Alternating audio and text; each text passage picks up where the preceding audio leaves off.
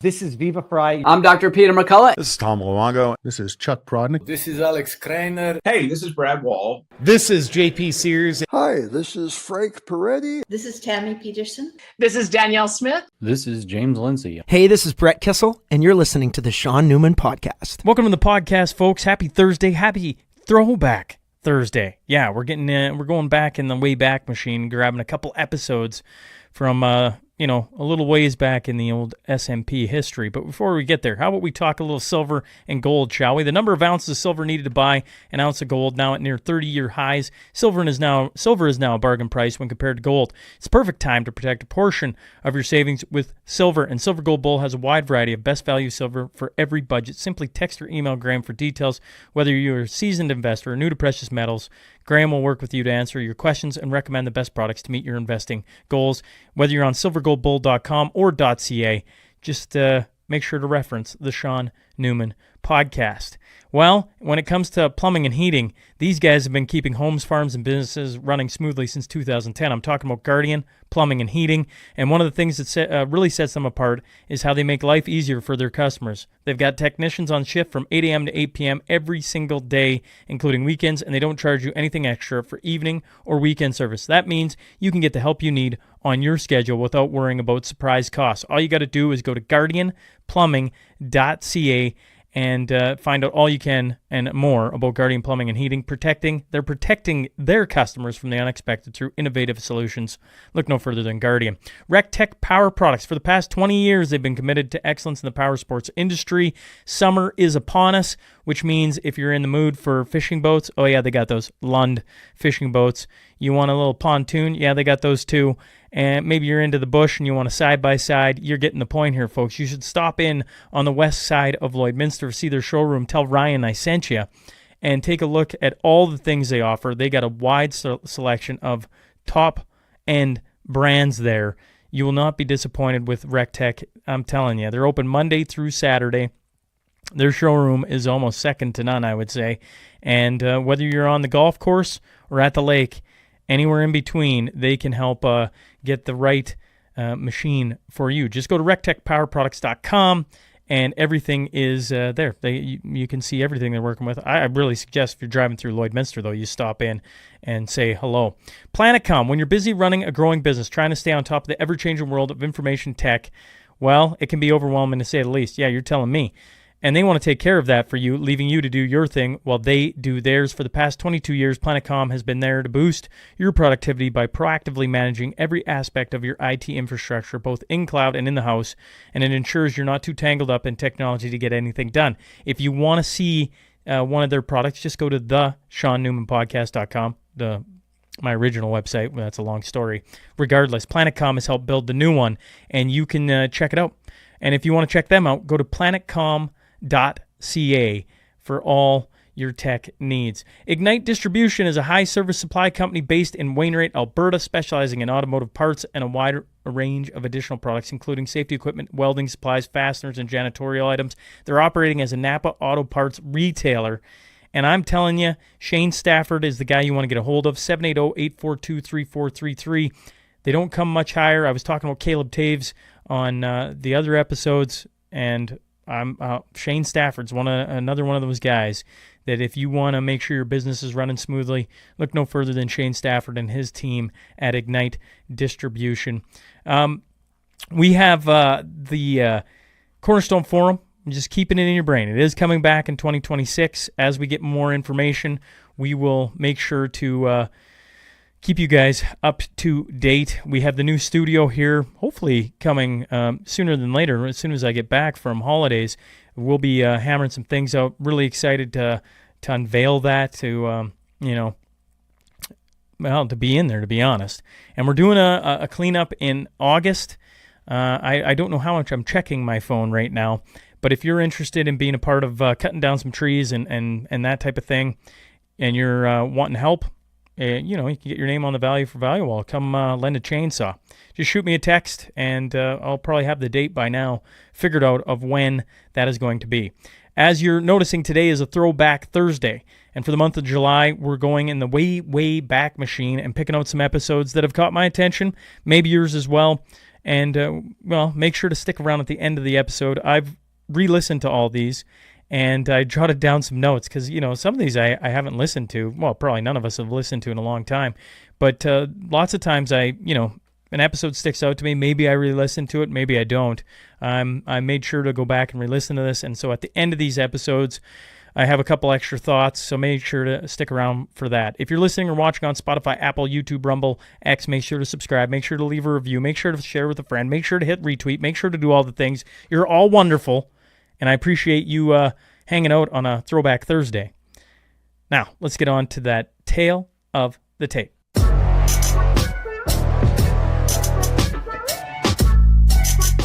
She graduated from Lakehead University with a degree in forestry.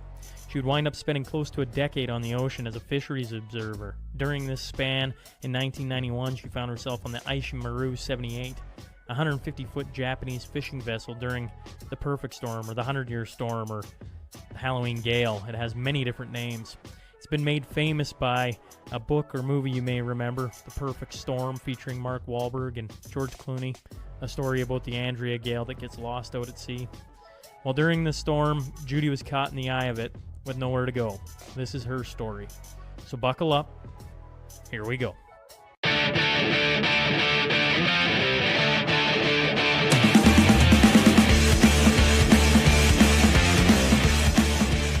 So believe it or not, and I know you probably at times wonder why anyone would drive halfway across the country to come find you. Well, I really, really wondered that. I was like, why would, like when I told you I was going to be in Port Alberni, I thought you were going to go, okay, well, next time. And you're like, okay, when are you going to be there? I was like, have you been to the island? It's not like the easiest place to get to. I don't deter easily. And doggedness, right? Mm. Well, good quality. It'll take you far. Doggedness. I hope so. I've been fascinated with your side of the family since a kid. Oh, the Reeves. Well, that sounds. You make fun of it. The crazy thing is, and I was saying this a bit last night, is when we come around the Reeves, there's just such interesting conversation, and I enjoy interesting conversation. A lot of animation. Well, and just world experience. You guys It's true. have been a lot of different places and have interesting stories. And for me, absolutely, I want to talk about the perfect storm or 100-year storm, whatever you want to call the storm. I don't really. Yeah. I think it's. Well, I like the nobody's perfect storm because nobody's perfect. but I guess I want to start. I want to go back because, I was talking to Mom and Dad on the way out, and you folks are older than I am, so I'm the young guy looking at you, asking questions. And how old are you? 34. Jesus, you're older than my kids. Yeah, but I had my kids late, right? So, well, I'm getting a late start on this. That's why when you say, "Oh, you're a journalist," I say, "Nah, I'm just a curious soul." Do you know I said that I wasn't a musician for 25 years. So I've been singing since I was 2. But I started singing professionally in the 80s. Okay. And I used to say that too. Oh, no, I'm just a singer, I used to say. I'm just a singer. Just a singer in the band. Oh, what do you play? Blah, blah, blah. Oh, I don't play anything. And then about 20 years later, I don't know what happened, but I decided that I was a musician. Why am I not a musician? My vocal instrument is my voice. So I just decided. When people asked me, was I a musician? I said, oh, yeah. And what is your instrument? What do you play? I said, I sing. And it made such a difference. It was like a little shift here. Other people see you whatever. It's how you see yourself that's important. You know that, right? It's how you see yourself. So if I see a journalist, what do you see? That's up to you. Well, and I go back to a curious soul. I like hearing people's stories. Right. And so... But what is journalism if it isn't that? If it isn't the pursuit of the story? That is the essence of journalism. So, like, think about it. Who are you? And if you want a career in this, that's my free suggestion. There it is. It's free. It's you who need to think about who you are, because the universe will listen. It'll hear you and go, oh yeah, journalist. Bingo. Well, see, and you wonder why I wanted to come sit here and have a coffee this morning. Maybe I was just looking for some life advice. You know, aren't we all? Like, have you figured it out yet? No. Yeah, no, exactly. No, yeah, exactly. So we're all like on the same path, maybe in different wherevers, but like we're all going that way, right? You know, if somebody asked, you know, like, what's the podcast about, right? Like, what are you doing? I have a simple explanation I've been giving, but now that I start to look back over 100 episodes, I just listen to people. I enjoy finding what makes them tick and trying to extract some of their knowledge and lessons they've learned, because I don't know if there's a single soul on the planet who's been everywhere, seen everything, learned every lesson. I think that's damn near impossible. See, you're looking. That's what I see. You're looking. You're interested in our stories, but it's for you that you're looking. You're looking for your place, your meaning in life. That's why you do this. That's why I sang. Oh, yeah. People, you know, I'm singing for the audience. Are you kidding? It was all about me. Right? It was all about me. But you know, we have these conceits that it's about, you know, this and that. It's not. It's our pursuit of our meaning in life. That's what you're looking for. So did you find your meaning in life then? I don't know if there's only one meaning, but I think that you live in stages, you know? You live in phases, and that every phase of your life brings you some kind of meaning, right? Because, you know, when I was in university, that was a phase, right? And I was searching for something. I was quite young then. I graduated when I was 22. And, you know, then I was in the bush, and, you know, all of those things. Like, when I was younger, I didn't know that I was searching for that. But that's what I was searching for. That's what we're all searching for. We're all looking for meaning, to give our life meaning, to give ourselves solidity. You know, I look at pictures of myself when I was younger, and I look like nothing. I look really unfocused. You can see that in a picture? Yeah, I can. I'm not defined at all. There's no definition at all. I'm just kind of there. I'm just experiencing. It wasn't until later I started to come into focus. It was really bizarre, you know, because I realized that one day, oh my God, look at this and this. You know, because I'm like you. I'm endlessly curious about life and about people and about how things work. I love to know how things work, especially science. I'm a science geek. Love science. But science is good. And I love building science because I'm learning all the time, right? But in terms of the meaning of life, I would say you're never done. It's just layers. You know, you ever seen Shrek? You know, the onion? The onion? Yeah. Everybody like parfait. Right? It's just, you know, you have layers of meaning and they change. So I just became almost, you know, not quite, but pretty soon I'll be an empty nester. So my children are leaving me. Is that a tough thing? Yeah, it really is. And you think that I would know better knowing that it was coming. It's bullshit. It's like, oh, you know, this is not this. Oh, you can learn all sorts of shit up here and you can be really bright and know a lot of stuff, but it doesn't inform you like this does. It's Like the heart. Yes. It's your heart. That's the information. So yeah, I'm all, yeah, oh yeah, this is all happening. But here I'm going, ooh, this is strange. What am I going to do now? That's my next thought, was like, what am I going to do now? How am I going to reinvent myself now? Because that's how I feel. I feel like I'm on the cusp of reinvention. I don't know what's going to happen, where I'm going from here.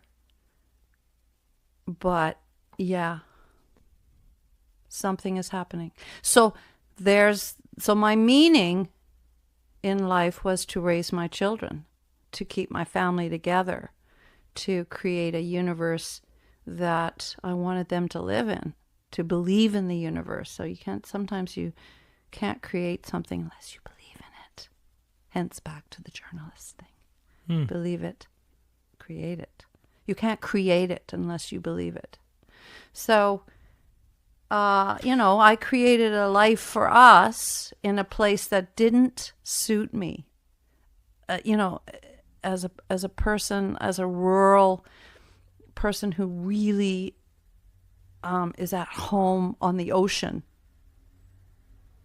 or the bush with nobody. Solitude was always my thing. Always. I'm a loner. All of us are loners, by the way. The Reeveses. Yeah. Big time loners. But so now that's kind of I'm transitioning. It's really a little bit scary. Like, what can I say? And I'm old. Older, so that I don't have that, that sexual currency anymore. That's gone. People don't even see me anymore. If I tell people that I'm retired, their eyes just glaze over. Really? Yeah, there's a weird thing. You're all of a sudden you've lost your value. Like you're not valuable in the world somehow. It's really it's been quite interesting. Even the age thing. A lot of people my age are old. How old are you, Judy? 64. 64. Same age as my parents. Right? Well, yes. Yeah. I'm not quite 64. I'll be 64 at the end of this week. But your dad and I were born 2 weeks apart in the same year. So that is really, like, I've always been I've always been really alive, really vibrant, usually bigger than life. People remember me, and now I'm almost invisible. Not yet, but almost. So it's a weird thing about age, gender, and value. The world is so interesting, Shane. And you never know, Shaun, you never know what's going to happen until you're there. And so, I've heard all these stories, but now I'm there and I'm going, oh my God. When I meet people, they always say, you're not that old. My God, you're so alive, blah, blah, blah. And they go on. And so maybe but I think about other people. So maybe I'm atypical, but I think about other people and how they experience life and how it's like for them, how it's like for women who are no longer bearing children. The children are gone. They're, like, who are they anymore? Like, I'm not a volunteer. I'm not going to go and volunteer and that's going to, fill the void in my heart. No. You're not going to go bust a song down at the local stage? Oh, that might happen. But that's not going to be the soul. That's not going to be the soul thing that's going to get the juices. Like, that's the thing, if you're juicy all your life and all of a sudden you get to the place where you see that the juice is running out in people. That's really when you get old. That's when the juice runs out. That's what I think. I don't know. What do you think? I think for a lot of people, the juice runs out very early then. Because, I watch yourself vibrant at 64, 63 and 2 weeks away from 64. For a lot of people, the juices run out, and at 35, they kind of mosey through life. I know. A lot of times they give up. I've never quite understood it. No, me neither. I don't know. You Do you mentioned, think that's about how you were raised? Like, is that part of who you are? Of course, is because of who your parents are. well, I would think part of it has to be that. Yeah. Part of it has to be some of the life choices you make when you're young and you don't realize the consequences. That's right. That's so true. It's luck.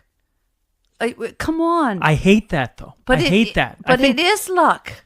Oh, so many successful people that read their books talk about luck all the time. It's just friggin' luck. Why do you think I'm You not... still have to put yourself in the position to grab that luck. Yes, and you still have to risk.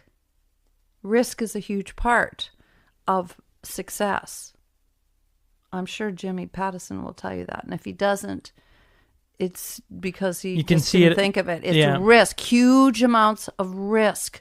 You're putting yourself, not only money, you're not just risking money. A lot of people think that risk is only about money, finance. It's not. It's about risking your reputation. It's about risking the possibility of something different. If you do this, then you might not be able to do this. So you have risked the opportunity to do something else by choosing to do this. So there's risk inherent in every choice that you make. But some people refuse risk. And those are the people, I think, that have that downward trajectory, you know? Well, here I would say they're clouded on that because every day there's risk. There's risk in doing the same thing over and over and over again. And you know what? That is so true. And that's a big, I think that's a really salient point because it reminds me of a naturopath. I have a naturopath, and I've had an injury ever since I had Solomon. It's a ligament injury because I'm hypermobile, and when you're hypermobile, you have loose ligaments anyway. So all your ligaments are kind of hypermobile. You can do all sorts of weird ambidextrous things with your limbs, and you can I can still do it with this hand. Oh yeah. The weird things. Right. The listeners are going. Yeah. What's that? I can bend my thumb right back to wrist. to my forearm, right? And I'm not even remotely close. No, exactly. So you see the hypermobility. So in any case, what were we talking about? We're talking about risk. Oh, shit. I forget now. I'll come back to it in a minute. But hypermobility is something that, oh, yes, that's right. So when I had Solomon, I lost, your hips widen. And so when you're pregnant, there's a hormone that's released that actually lets your ligaments get loose so that your hips can open for childbirth. So there's this whole thing because you're really tight. Like, how's that baby coming out of that 2-centimeter hole, right? Well, you got to have some width in there so the baby can come through the canal, the childbirth canal, and through the pelvic opening. So what happened to me is that happened, and then I herniated a disc in my back while I was pregnant, and so I really injured this. It's called the SI joint, sacroiliac joint. Anyway, long story short, 13 years later, somebody suggested that I have prolotherapy. And they'd had it, and it worked really good. And I refused. I thought, oh, that's all bullshit. I'm not going to do that. Anyway, I did that. I just got to the point where I had so much pain and suffering. I'm a fitness instructor. Every 3 months, I'm out of commission. I can't move. I've got like a knife stab. So anyway, I went and I had this proliferation therapy, and it actually worked. I still can't remember the point of the story, though. Just hopping on to that, though, I love that. What, looking back, you got different stages, different times. At different times in your life, you've looked at something and went, man, that is complete and utter bullshit. Yes. and then been proven wrong about that. Well, and then allowed myself to say, well, listen, what's the worst thing that can happen? What's the worst thing that can happen? Right? It doesn't work. Oh, that's right. Okay, here's the point. So I went to see Jonathan, who is this naturopath. He used to be a doctor. And he gave me a sheet of paper to fill out to sign, the standard doc. liability. That's right. Big old honking needle going into your back. Anything can go wrong here. You could be crippled, never walk again. Infection. But what it did say, that I'll never forget, except for I just did, but whatever, is that what are the risks if you don't do this? Here is what you'll have: continued pain, continued worsening of the situation, continued depression, blah, blah, blah. And I remember thinking, wow, that was the first time I'd ever actually read something like that. Instead of, this might happen, you could have infection, this is what's going to happen if you don't do this. We don't hear that enough. Well, actually, that could probably be, you could take that same document, take that same line about what's the worst that happens if you don't do this, and put it to a lot of things in life. A lot of things in life. Yeah, you could, but we don't. We often. So that there's two things that motivate us: fear and love. I personally believe that's it. Other people will have sex thrown in there, but I believe there's just fear and love. So choose. What do you want? Choose. Standing in the light or standing in the darkness. I prefer to stand in the light. I know that when I'm in the light, I'm in the pocket. Everyone knows when they're in the pocket. As a musician, this was something that you really wanted, but you never, and you hoped for, but it sometimes didn't happen. You do a gig and you were professional and you did a really good job, but you weren't in the pocket. But if you're in the pocket, Elaine would say you're standing in the light of God. You're channeled in God's hands, right? So the pocket is the light. You know when you're in the pocket, like right now, right? You just feel it. Just everything. And you wonder why I travel halfway across the country. Well, I don't know why you travel. People have different ideas about what they're finding. Like, I don't know what you're looking for. Huh? You do. Somewhere in there, you do. What are you looking for? Right? This is what you're looking for, obviously. But we're all looking for that, right? And some of us are better listeners than others. I don't meet very many people who can inform me about my path. So I have to rely on myself. Who was the last person that you met that could inform you on your path? The last person? Or maybe the most influential? That's funny, because I've been thinking about this same question. Somebody on my Facebook page asked that just recently, right? Who is the most important person? Who is the person who changed your life? That kind of a person? Yeah. And I don't know if I really have an answer.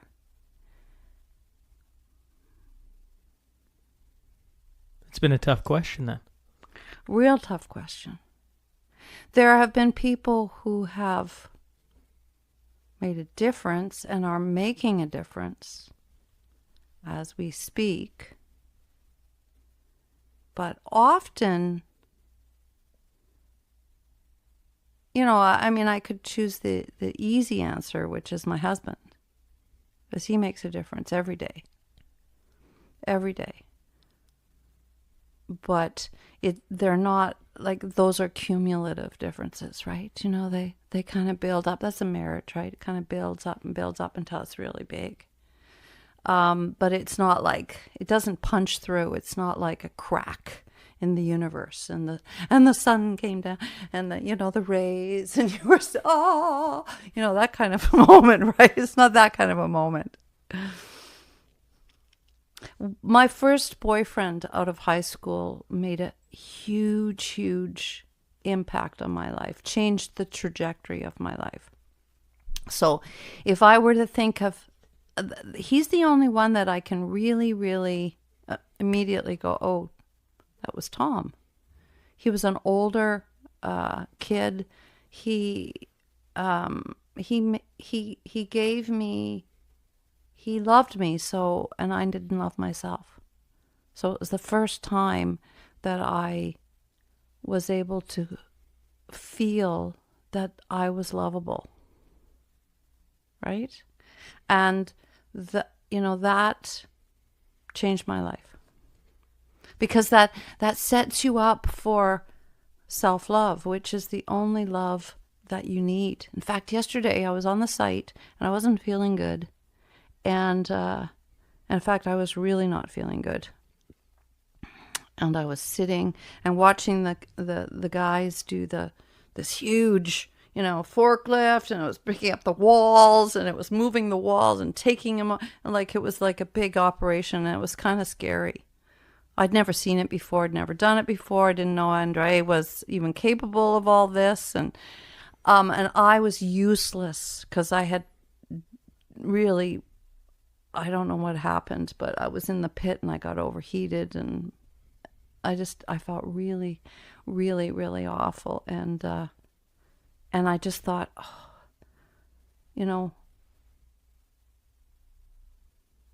if only they knew how ill I am, right? And I felt sorry for myself. I thought, oh, jeez, here I am, they're doing all this stuff. They have no idea that I just actually, threw up. I was really that ill. I drank some cold water, and I'm on some pills that are upsetting my stomach. And then I thought, well, what do I need them for? I can love myself. So they don't love me in this moment. They're not even thinking of me in this moment. They're so focused. But I can love me. I'm not unlovable. So it's that moment by moment thing that you can rescue yourself. You can save yourself from these little, I was feeling sorry for myself, because nobody was noticing me and I wasn't feeling well. That inner voice at times can be a real bastard. Oh yeah, it can be. You have to, I always say the Newman side of the family, we don't do well when we don't talk to people. I just use myself as if I go, I don't know, 72 hours, I'm complete opposite. You like being alone. I don't like being alone. I will come out of this and I will want to fly. I love talking to people. I love it. It's one of the surprising things. Whereas Dustin, in fairness, when we did the bike, we did around, had Lori on, and the three of us talked about biking Canada, and so we talked about that. It was fun to relive it. And when we came out of there, I was just chatty Cathy. I was excited. That was a lot of fun.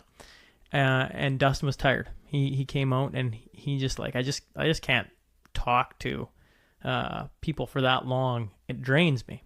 But on overall, the Newman side, if we go long periods of time without talking to people, that voice inside your head, you talk to it too long and don't keep it in check, it can lead you down some dark paths. The rabbit hole. Yeah. Oh yeah. Yeah, get out of your head. That's why I do yoga. That's why I use breathing techniques. Get out of there. Get out of there. Yoga, I wish, and I as I say this, I go, you make time for the things you deem important. Yoga is the first and only time I've ever experienced. I don't know. We grew up going to church, so I always was looking for that moment when God talks to you, right? And that's right. The sun comes down, and you sit there and you have this supernatural conversation. I know, like, it's like wow, Mr. Bean. What was that? Yeah. Went to yoga for the first time. Had no idea what I was walking into. Mel was in prenatal yoga with Shay, our first. Okay. And so she's like, "Want to come to yoga? There's some beginner classes." I said, "Yeah, sure." I mean, I always go. What's the worst that's going to happen? Yeah, right? that's right. Might as well go try it. And the first time when they just kind of talk and they got all these things going on and it's just soothing, I was like, "What is this? This is something else. Like this is something else." You know, I taught yoga. I'm actually a yoga teacher. And when I first started taking yoga, it was about 20 years ago, I used to tell people, "Oh no, I don't do yoga. I'm too hyperactive. Like I'm an aerobic girl, right? We're cardio." Well, that's exactly why I should do yoga because I'm like the cardio girl, right? It's like, "Wah! No. And what I learned was the same thing maybe that you experienced is that, oh my God, I'm missing this. This is like good. This is really good. Like I don't need to, the high anxiety is probably going to kill me. I have a heart attack. Who knows? High blood pressure, the whole 9 yards. It's the ability to get out of your head. That's why I like yoga. Because in yoga, there's so many things. Like it's all about your body, but it's about equality, really. It's about equality. And so when you're trying to equalize your body and create that equality in your body, you know, you think your brain isn't part of your body? You think your heart isn't part of your body? You're all one organism. So all of that, it just flows through you, all of that. Breathing, learning how to breathe properly has been really good for me. When I got cancer and I was freaking out, you know, you freak out when you get cancer because honestly, you can't even say the C word. Well, that was a whole other experience. Jeez. Cancer is like, that's a kick in the pants. But it's I have to say, it was a good kick in the pants. How so? It like anything, you don't know what a situation is like until you're in it, right? So you don't know what like babies are like until you have them. You don't know when they leave what it's going to be like until it happens to you. You really don't know. You can see and understand and you think you know, but you don't know. It's like the theory, let's get a dog so we can know what kind of having a kid is like when it's not even remotely the same thing. Not even remotely the same thing. When when you get a dog, you think it. You actually think it. You're like, yeah, we got a dog. We got some responsibility. We kind of know what's coming at us. Not a chance. That first week is an eye-opener. That first night is an eye-opener. Right. So cancer was like that. I got cancer and I had to navigate the cancer world from my point of view, from who I was. And what I found was that it's a very sobering, fearful place. Love and fear. It's all about fear. It's just fear. And everybody's afraid. Everybody. You go into the breast health center, the oncology center. It's all about fear, right? It's honestly, it's just palpable. You could cut it with a knife. So here I am, going, well, this doesn't feel good. Like all this fear is just so awful. It's horrible. And it's like all sorts of bad things happen when you're afraid. Like bad things happen to your body. So fear affects your body and your body affects your brain. Like everything affects everything, if you know what I mean. It's just like you're like an amoeba. You're just like, everything that touches you.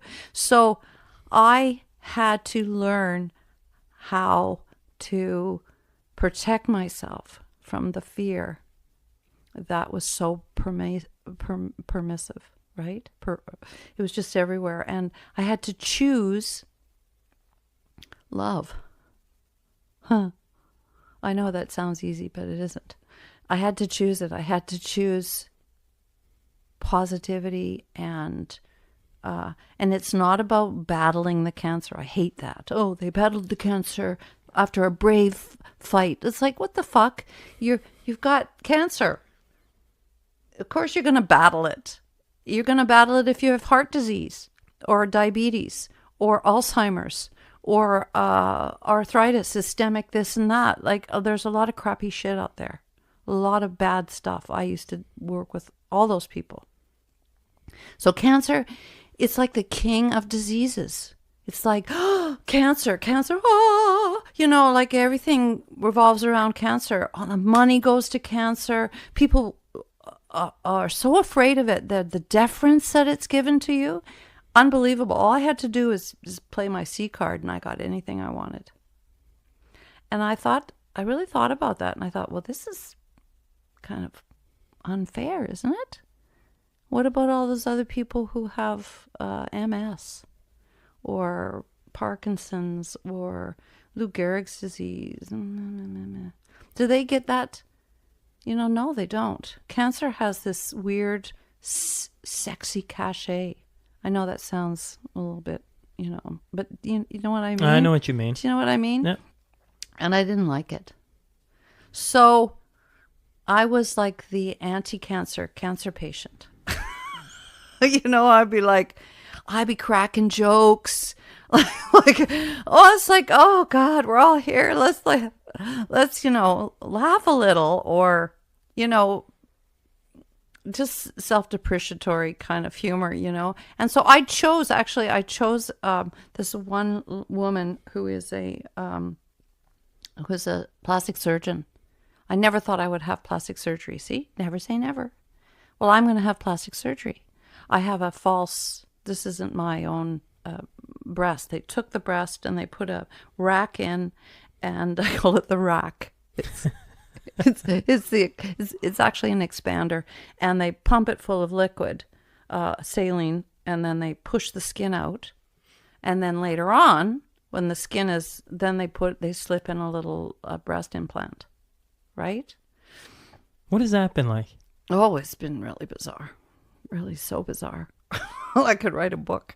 I really should write a book. No, I could write a book. Anyway, I choose Arazu Astani simply because she was the most alive person in that clinic. That she was bright, and she was like a bright penny, and just full of life. And I said, oh, that's it. I'll do that. Because I needed to be with her. I needed that. Yeah. Right? I needed to, and that's a lot of life who you surround yourself with. Oh, you got to surround yourself with life, with love, or you can choose fear. You can still survive through fear, but, I want to live. I don't just want to survive. Yeah. Right? Survival and living, these are not the same things, right? These are not the droids you're looking for. My little Star Wars, I have a lot of those, right? But no, cancer has been interesting because of the way people treat you. Well, they treat you like you're kind of a rock star pariah. Like, they don't want to touch you because they're afraid they're going to get it. And yet they think like you can have anything you want. Yeah, everybody understands cancer. They think they understand cancer. It's a very cultural word. Like, everybody understands what cancer is to a point. Shitty. It's shitty. That's what they understand. That's what they equate it to. Yeah. And then chances are you're not coming through it. Right? A lot of, there's poor outcomes. But do they fully understand? No, most people don't want to fully understand most things unless it happens. I didn't tell people I had cancer. I only told those. You didn't tell people. I've been really curious about that. I know. I'm assuming you didn't want. You'd mention your father, and that you wanted. Well, to for him, I didn't. I safe. wanted to spare him the terrible. But now I'm curious. Yeah. If one of your sons or your husband ever had anything like that, wouldn't you want to know? Yeah, I told my family, but I didn't tell outside of my family. I only told a couple people who I knew I was safe with. So safety was paramount for me, because I had to fight and I had to survive and I had shit to do. Like, it's not like the prettiest thing. I had 3 surgeries already and I got another one coming. And the outcome wasn't known, right? So really, so many unknowns, right? So I chose safety over sympathy. And not only that, people, when they find out you have cancer, they practically start crying. Like they need you to comfort them. Oh my God, you have cancer? Oh my God, are you okay? Can I bring you a casserole? You know, or 10 casseroles? And you're like, it's like, I'm going to be all right. Well, why are you here at the gym? Because haven't you heard anything I said in 22 years? Yeah, I got to keep fit, baby. Why do you, you know. But you got to love some casserole.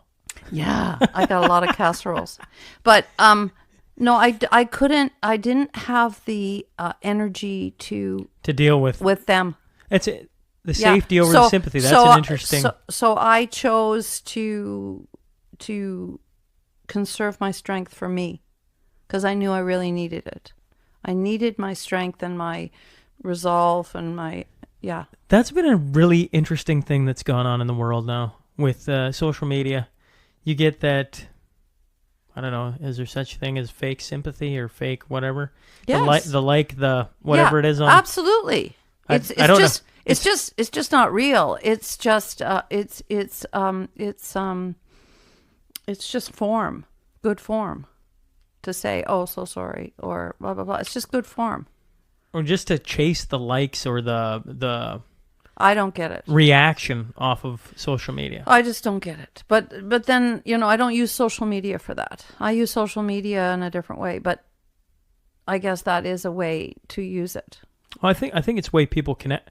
Listen, we're human beings, like to be like to connect, like to be around other people, like to have somebody like them or like them back. Yeah, they do. They do. We're social beings. Yeah. We like to, and as we do. Time goes on and people more stare into a phone or what have you, they connect through people through text or through liking something, through reading their story, their blog, you know, because that's the way language and everything is slowly changing. We're getting to the point where instead of, you know, people are going to think I'm nuts for driving this far and for hopping on a ferry and coming all the way. But this really, to me, this is something special.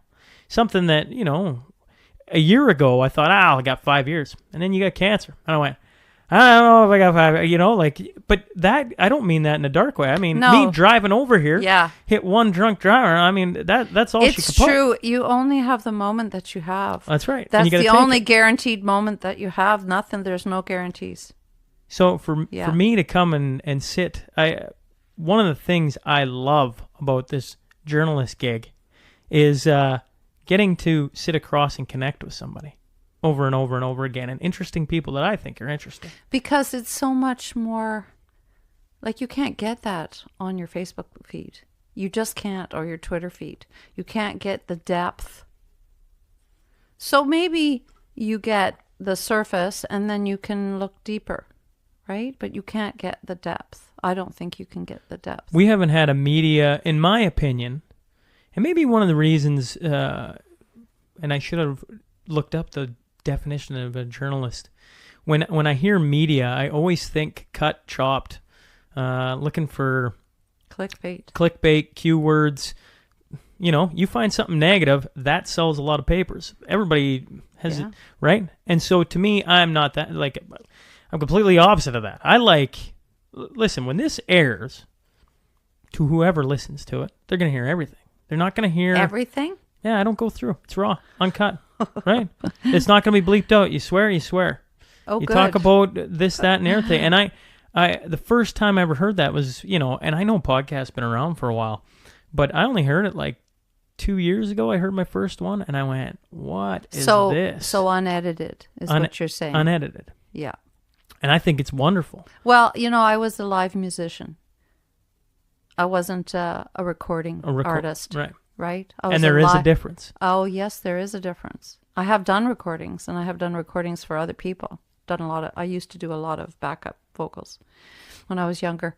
But live is so, I mean, you screw up, you forget your lines, you improvise, you transcend. You're real. Everything happens. Yeah. And I used to hate recordings. I don't want to hear myself because my feeling of how I performed or what happened in that room is more important to me than some recording. I don't even. Well, you and know. it changes. It changes how, like, you go in and sing. I never sang. Oh, It's and like- I'm a Virgo, but so I'm highly critical of everything. I have to, so I'd be like, oh my God, and then that's a little flat, and then so and so didn't come in on time, and oh, that's a horrible ending, and like I would be like that. I'd be critiquing the friggin' thing. So forget that. I just want to remember what I remember. But when you go in, and I've never sang in a club or anywhere, but when you go in and experience something in the moment, Yes. your brain logs that. Like, ooh, that Yes, feeling, yes. that was a great night. Yes. Now, if you had video of that same night and what you did, you might go, oh, I was a complete a-hole over there. Yeah, or, no I sounded kidding. terrible Or over what there." happened to my And hair? Or and it would change your entire yes, memory of it. Yes. And so experiential things, I'm really into that. I'm really into that. And music taught me that. It really taught me to be that experiencing something rather than reading about it. These are two different things. Well, and this brings me, you probably didn't realize that was going to bring me to this. 1991 and the perfect storm, the 100-year storm, whatever, the not-so-perfect storm, you can read about it. You can watch documentaries about it. I read the book, and I read his part about you, and I was saying this before we started, that the best parts of the book are the facts, not the hypotheticals. It's the things, and to have it in your words was very powerful to read. Or I believe your words, right? I assume he's quoting it. He quoted me. But to have you talk about it, I think, and however I interviewed Theo Fleury a while back, and he's a man who's experienced some serious trauma in his life with child abuse and stuff like that. And he talked about how talking about it is reliving it over again. And so I come in here you talked last night about, I probably won't sleep that well. I don't sleep that well because I understand what I'm asking of you. I understand that this is going to bring up some memories. If you're in the pocket, it does. If it's just a story that you're recalling, like if you tell your story long enough, it can become fiction. Right? It can. It just can become a fictionalized account. Like you talk to politicians, they just tell the same thing over ad nauseum, right? It's not real anymore. It's only when it's real that you will have the emotional connection. Back to the day. That's right. Well, I'd like to talk about it a little bit. I'd love to hear about it in your words. Well, you just asked me questions. Sure. And I think that would start, because it's, like, where do you start? Okay. Well, let's start here. You graduated from U of A with a forestry degree? No, Lakewood. Lakewood. Lakewood, Thunder Bay. Thunder Bay. Yes. I did not know that. Yes. Okay. So you graduated from Lakewood. Jeez, I did not know that. All right. Well, I say that because I played 3 years in Dryden. I was in Thunder Bay all the time. All the time? All the time, yes. The Terry Fox Monument over there. And Dustin and I rode by it and everything. It was a beautiful city. Some interesting parts in there. Oh, yes, I bet there are. I'll interview you later. Well, how does a girl from a forestry background end up on a ship doing fisheries work? Yeah. How do you connect the dots, right? So I graduated I mean, I worked in forestry in British Columbia. I graduated in Northern Ontario. I worked in Northern Ontario, started in Manitouwadge, which is just above White River on the head of Superior. I worked there for a summer, and then I went out west and got a job on Vancouver Island. That's when I was the first forest ranger in all of the first female forest ranger in all of Vancouver Island that was hired. You were the first woman to get hired. Yeah, as a forest ranger. Really? Out of Port McNeill. And in any case, it rained 325 days that year. I think I told you that last night. And I thought, oh, this is gross. I can't take it anymore. So I moved to the interior, to the Kootenay area, started my own forest company. I had my own company with my boyfriend at the time and an engineer. And we worked for about another 2 years.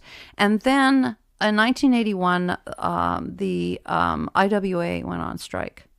It's the largest forest union in probably Canada. And they went on strike and there was no work. And they shut down everything. And so I decided, coincidentally, I left my boyfriend at the time and decided I was going to go and visit a good friend of mine in Chester, Nova Scotia. And so that's what I did.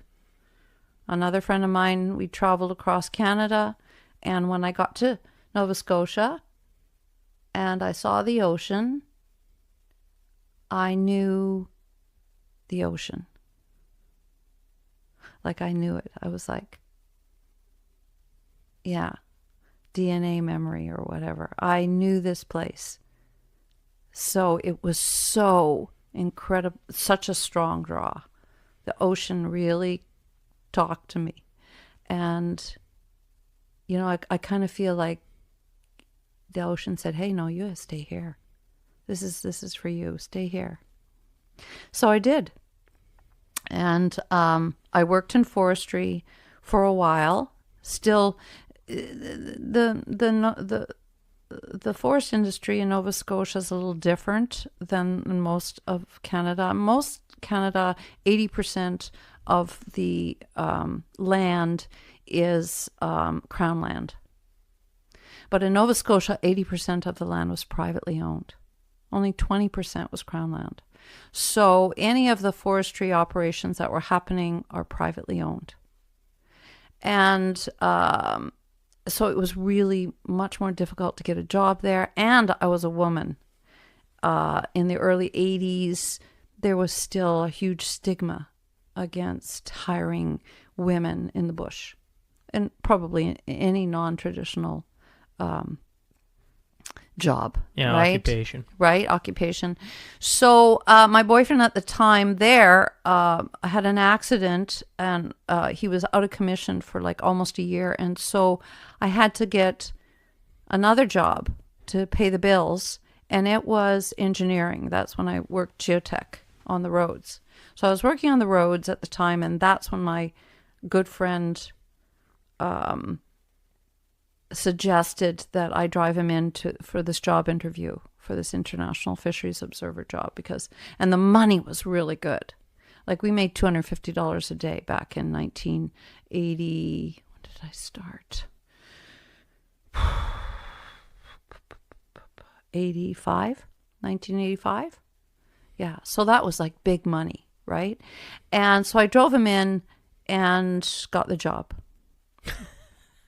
So I had no idea what I was getting into. First of all, I wasn't even looking for the job. It wasn't a job that was on my radar. I had pretty well no idea of what I was going to do and how I was going to be.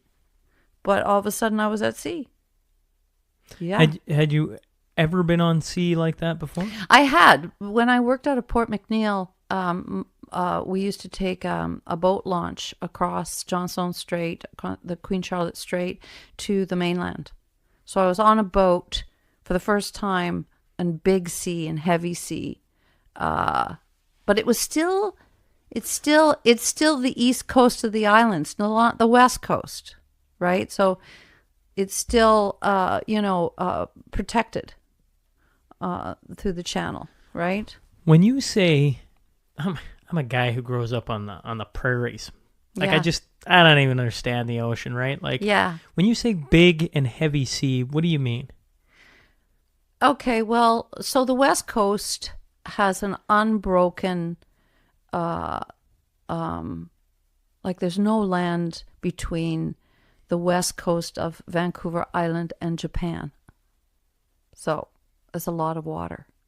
So what happens, if you know anything about physics and terms of wind, what happens with water when there's a lot of wind, right? The water moves very quickly and picks up speed very quickly. So the kinetic energy of the water increases and it becomes heavier. And so heavy sea is, okay, I guess I have to think in terms of size, right? Between 3 and 10 meters waves. So heavy sea, choppy sea is when the waves are close together. A heavy sea or a heavy roll or a swell is when they're really far apart. But the ocean always has movement. The ocean is never still. Yeah, still. Never glass. Right? So now juxtapose that with wind on land. What moves on the land? Does the land move? No, the land does not move. The trees, the houses, anything that sits on the land will move. But mostly, unless you're in a desert, or a dune or whatever, the land doesn't move. But water moves very quickly. Boom. Right? All you have to do is like blow on your cup of coffee and you can see the water move. You can see it move. Yeah. Right away. But the coffee cup isn't moving. So heavy sea is open ocean. So now the question becomes, do you remember the first time you ever went into heavy sea and what that was like? Yeah, I do. We had to jog. So I was working on when I got this job as fisheries observer, I had to learn marine biology. That was the first thing. So we had a whole course in marine biology because we had to learn what we were going to be doing with the fish. Are you a marine biologist? No, then? I am not. No. Just No. taking courses on it. Yeah, no, I had to know. I had to know what a marine biologist would be looking for. Okay. Because the fish, we were really studying the fish and the art of fishing and where the fish were being caught and who was catching them and at what depths and what the fish were eating and what shape they were in and what sex they were and how old they were. So I had to learn that. Okay. That wasn't hard. I mean, really, it's not that hard. It's biology. I'm a biologist. I love sciences. Like when I went to university, what did I take? Climatology, biology, botany, entomology, bugs, dendrology, trees. I'm trying to think. Dirtology, dirt. But it's not. It's not dirtology. I just can't. Geology. No. Geology is land. So, but I took all of these sciences. You're saying there's geology and then there's another one? Yes, the science of the study of soil. Soil, yeah, very important for a forester to understand soils. Which makes sense. Yeah. Okay. Right. Yeah. So I mean, I love sciences. So that was I was really primed for that. I was primed. Maybe that's why I was hired. It was like, that was nothing. Getting used to being at sea, in a heavy sea, in an open ocean on the Atlantic, that was something I wasn't sure how I was going to do because a lot of people get sick. A lot of people can't handle working in that kind of environment. How long did it take you to get over that? One trip. One trip? Mm-hmm. One trip and you're good with it? Yeah. I didn't feel too good that whole trip. I can tell you that.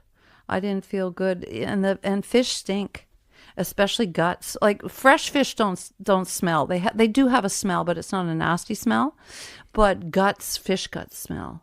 So if you're the least bit seasick and you're in the hold and you're working in the fish, it's not good. It is so not good. But Gravel and I became very good friends. So, Yeah. So no, I was lucky in that I adapted fairly quickly, fairly well to the sea life. Yeah, to being at sea, to working at sea.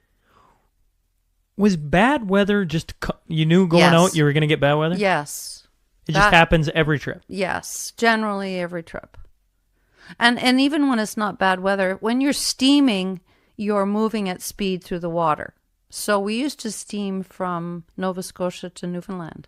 This is back when when we said a cod fishery. Okay. So we used to fish off the coast of Newfoundland and Labrador. So we would steam for 2.5 days. So when you're steaming, you're at speed. Oh, I don't know what the speed would be. You're over 20 knots.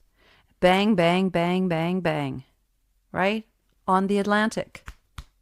So even if it's not bad weather, you're still moving. You're still hammering. Oh, hammering. We used to call it pounding. We're pounding. And the boats I was on, they weren't really the best when the hold was empty. When the hold was empty, they sat high in the water. Yeah, They're draggers, right? lighter.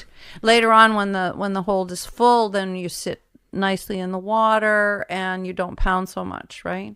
But so a couple gravels and I'd be fine for 2.5 days. I used to read a lot. You used to take tons of books? That was your tons of books. I would bring a sea bag full of books. The Russians, when I started working on the Russian boats, they called it my biblioteku, right? My library. And I'd be like, that's right. They'd try to pick it up, right? We'd like, well, books are heavy, right? Yeah. This was before Kobo. I have a Kobo now. I've got a lot of books on it, but it's really tiny. Do you like reading in that on a side note? I love it. Do you? Reading off a screen? I love it. I'll tell you why. Yeah. I've never had really good eyesight. I had an accident when I was in grade 4. Grade 4. And I broke some bones in my my forehead. What did you do? I was tripped and I hit a marble wall and Oof. blah blah blah. Anyway, I've had eyesight problems ever since then. So I don't have good eyesight, and the Kobo is backlit, and it's so easy to read for you. Oh my God! And I can adjust the font. So I've been reading my whole life, tiny print, like holy shit, right? And now I can make the font really big, and it's really great. I love it. And you turn the pages the same way. You just turn the pages like that. And also too, it's so light. Like I'm reading a book right now. Oh, it's a fabulous book. It's called where is it? No, give her. Well, it's by Stephen Price, and I just can't remember the name. Just give me a sec. Okay. So it's by Gaslight by Stephen Price. It was shortlisted for the or longlisted for the Giller Prize. So if you know anything about books, the Giller Prize is a prize for literature. And in any case, I'm at 1,847 and 73 pages, and it's 4,477 pages. So, how thick do you think this book would be? How heavy do you think this book would be if I was holding the book? Well, it'd be a big book. A big honker, right? With a lot of pages. So, there's my book, and a tiny little, and look at my font. And there's my backlit. And here's the other thing I really like about it. If I don't, so this is set in London in 1885. And it features one of the original Pinkertons. Okay. Detective. So it's really kind of a detective story Noir set in London. story, Oh, yeah. yeah. It's really fascinating, and really well written. But some of the language is old, Yeah. and you don't You know, can't understand. You can't understand it. It's one of the best things about reading is when you come across a word and you're like, what on earth does that mean? So what I do, for example, let's just find something here. Okay, I see something. Oh, okay. It says those berserkers, they cut their own tongues out to stay quiet.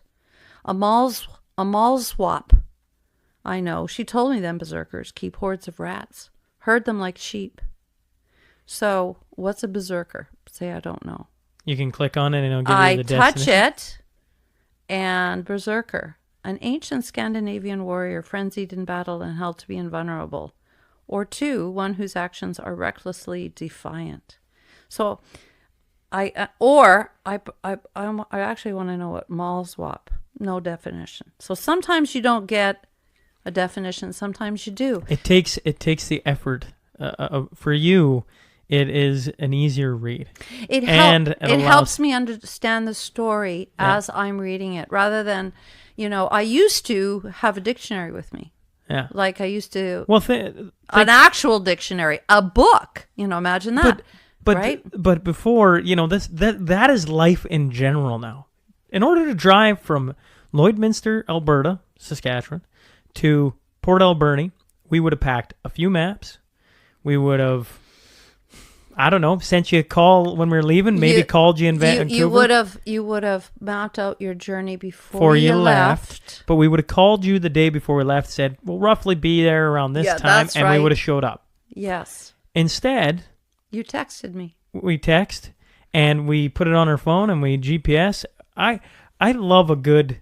I drive a lot for work, so I listen to a lot of Audible books. Yes, which can be good and bad. Andre does too.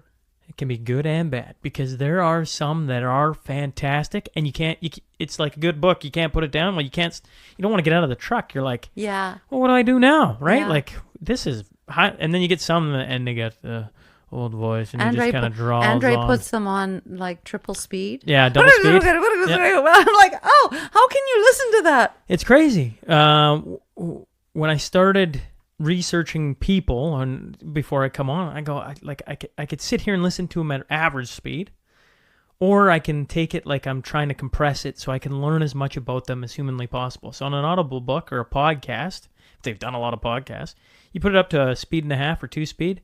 And if you're just listening to learn, I think it's very doable. I never thought that like 2 months ago. If you're listening for enjoyment, nothing beats just on regular speed, just listen as it goes. Well, I listen to CBC. I'm a CBC girl. When I was at sea, that's all I could get. Was CBC? Yeah, I used to snake up a wire up the tallest tower or antenna that I could, and I'd have to get it into my cabin, which was always on, the port or the starboard side of the boat, right? And so sometimes it was not like the easiest thing to do. It was quite, people would be like, what are you doing? Oh, nothing. And because they all spoke Russian, right? Or Japanese, or Spanish. They were Cuban boats. So, very few people spoke English. So CBC was my connection to my Canadian, to being heritage Canadian, stuff. Everything. Yeah. So I listened to CBC, like I know, CBC was my go-to. So I still listen to CBC. I listen to podcasts on CBC. I listen to, I just love the stories. I love Q. I've listened to Q forever, and As It Happens and that kind of stuff. I was interviewed for As It Happens, by the way. I have a tape somewhere. You can't find any of those interviews. Michael Enright. He's dead now. You can't find any of that online, or at least I couldn't. Yeah, I have Michael Enright. He interviewed me. They called me when I got back from sea and said, they really wanted to do an interview on As It Happens, right? And I'm like, I had been drinking because I'd just gotten home and all my friends had come over to my place and we were just all sitting around drinking whatever, And I said, are you sure? I've been drinking. And he said, yeah, no, if you think you can do it, let's do it. So we did do an interview. When I listen to it now, I sound fairly normal, but I was out of it. Well, I had to be, right? Going back to sea, you mentioned Russians, and I know during the storm you were on a Japanese boat. Yes. Was that all? So you were going, was that part of the job then? Yeah. Was to go work on foreign boats? Yeah, mostly that's what I did. I very rarely worked on Canadian domestic draggers. I generally worked on all foreign nationals that were within the 200-mile limit of the Canadian. Canada. So, yeah, because every foreign national boat that is within our 200-mile limit has to have a fisheries observer on board. If they're fishing in our zone, they have licenses. They have licensing requirements. That's part of our job to make sure that they're good boys and girls. So what is it like getting on a boat? I know what it's like to go to a foreign country and be by yourself and have very few people, if any, that can converse with you in English. And so it's an interesting dive into oneself, because we just talked about I love talking to people. Well, imagine how I was when all I could get back was or a few kind of things in sign language or whatever else, right? What was like, how long would you go out to sea with these boats, and then how did you deal? Was it just reading and listening to CBC? That's how you passed the time? I'd go to sea for generally speaking 30 days. 30 days. But sometimes I've been to sea. The longest I've been at sea is 68 days. 68 days with no land. That's right. Yeah. But these guys have been, like the Russians and the Japanese, go to sea for 6 months to a year at a time. So, yeah, they were away from home for a long, long time. But I'd go for a month to 2 months, okay? 2 weeks for the Canadians, but about a month for the foreigners. And how would I pass the time? I was busy. I worked 24-hour days. So I worked around the clock because they fished around the clock. If they're fishing, I'm working. So I would observe about 98% of the haulbacks and work in the fish during the day. So I had a lot of different jobs that I had to do. So I had to monitor the bridge, all of the log books, make sure that they were where they said they were, right? Because they had to write in their logbooks what their locations were, where they were fishing, blah, blah, blah. You got to make sure that they're not screwing with you, because they would really like to catch haddock and pollock and cod. But we don't want them to catch that, because that's not what their license says. Their license says you can have silver hake, which Canadians don't eat. So you have to be on the ball. You have to be in the hold. These are 350-foot ships, massive factory freezer trawlers. And going in the hold is the scariest thing you've ever done, because it's really cold down there, and it's vast, and you can freeze to death in half an hour. On the Japanese boats, blast freezers. They have blast freezers. They freeze a tuna solid in 15 minutes. So, and the Japanese don't like you. They don't want you on their boat. And they definitely don't like you if you're female, because it goes against their religious beliefs. A woman is bad luck on a boat. So I would never go in the blast freezers. I went one time only. And my first thought was, if somebody shuts that door, I'm going to be dead in 15 minutes. So I never went back in. But I made sure that I measured every single fish that ever went into the hold, so I didn't have to go into the hold. So, for example, you're eating, and they haul back and they catch a fish and they put them in the blast freezer, right? So you got to go in there and you got to measure that fish, you got to sex that fish, you got to identify it, blah blah blah. So I would just tell them, you leave these fish on the deck, right? And you can tell when they're hauling back. The sound of the motor changes, right? Oh, there's just a real different sound. You're attuned to that. So I never had to worry. But no, I didn't like going in the holds. The big boats, the big trawlers, like I said, 350 feet. Big, massive, floating, factories is what they were. Right? Very bizarre. But there was always somebody who spoke English, but not very good. Like there was always someone who was trying, and they wanted to practice too, their English on you. And that's fine, except for sometimes you just want to hear fluent English, don't you? And that's what CBC was for me. And then I brought music with me, and I would practice music and learn music and listen to music. When you had free time and weren't Yes. measuring fish. Yes. But you see, I worked 24 hours a day, so I had a lot of time during the day. I just worked a full day, right?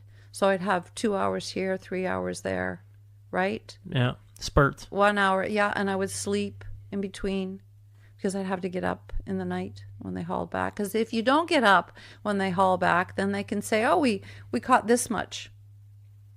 How many fish would they catch at a time? Like, how many fish are you measuring and getting the sex and age and everything else? When I first started, we were catching big.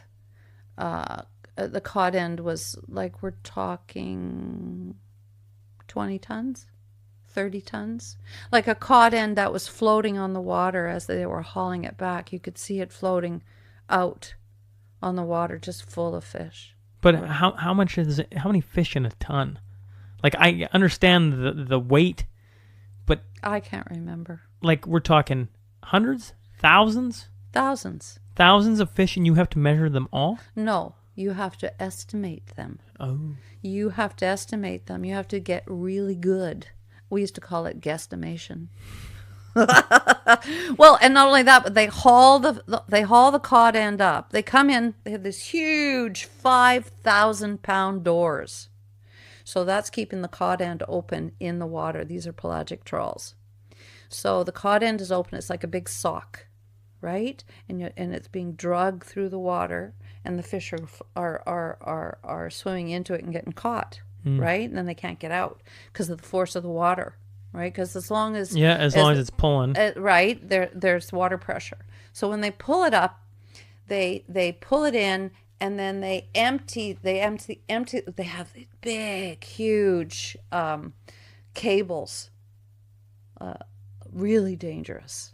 Frigging dangerous. People have died instantly when these cables give, right? Cuts people's heads off, like legs off, like really, really dangerous bad, place. Yeah. And they're not, all that well maintained, let's just say that. Especially the Russians. Like, they were rusting metal hulks is what they were, like from some goddamn, the Cold War, whatever. Whoa, and I'm going to be in, this is your cabin.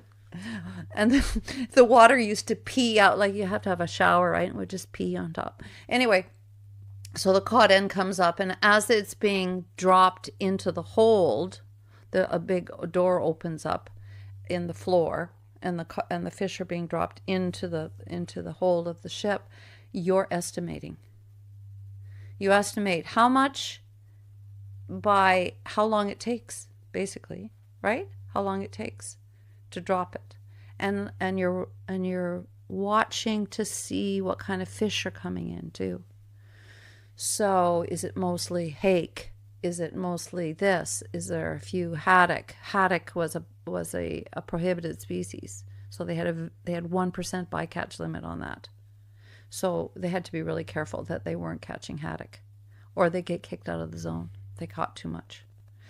So, you watch as it goes down, you get a pretty good idea of what's in there. Then you go down to the hold and they start processing, because it's a factory freezer trawler. So they're freezing them, they're gutting them and freezing them as and putting them in the hold freshly frozen.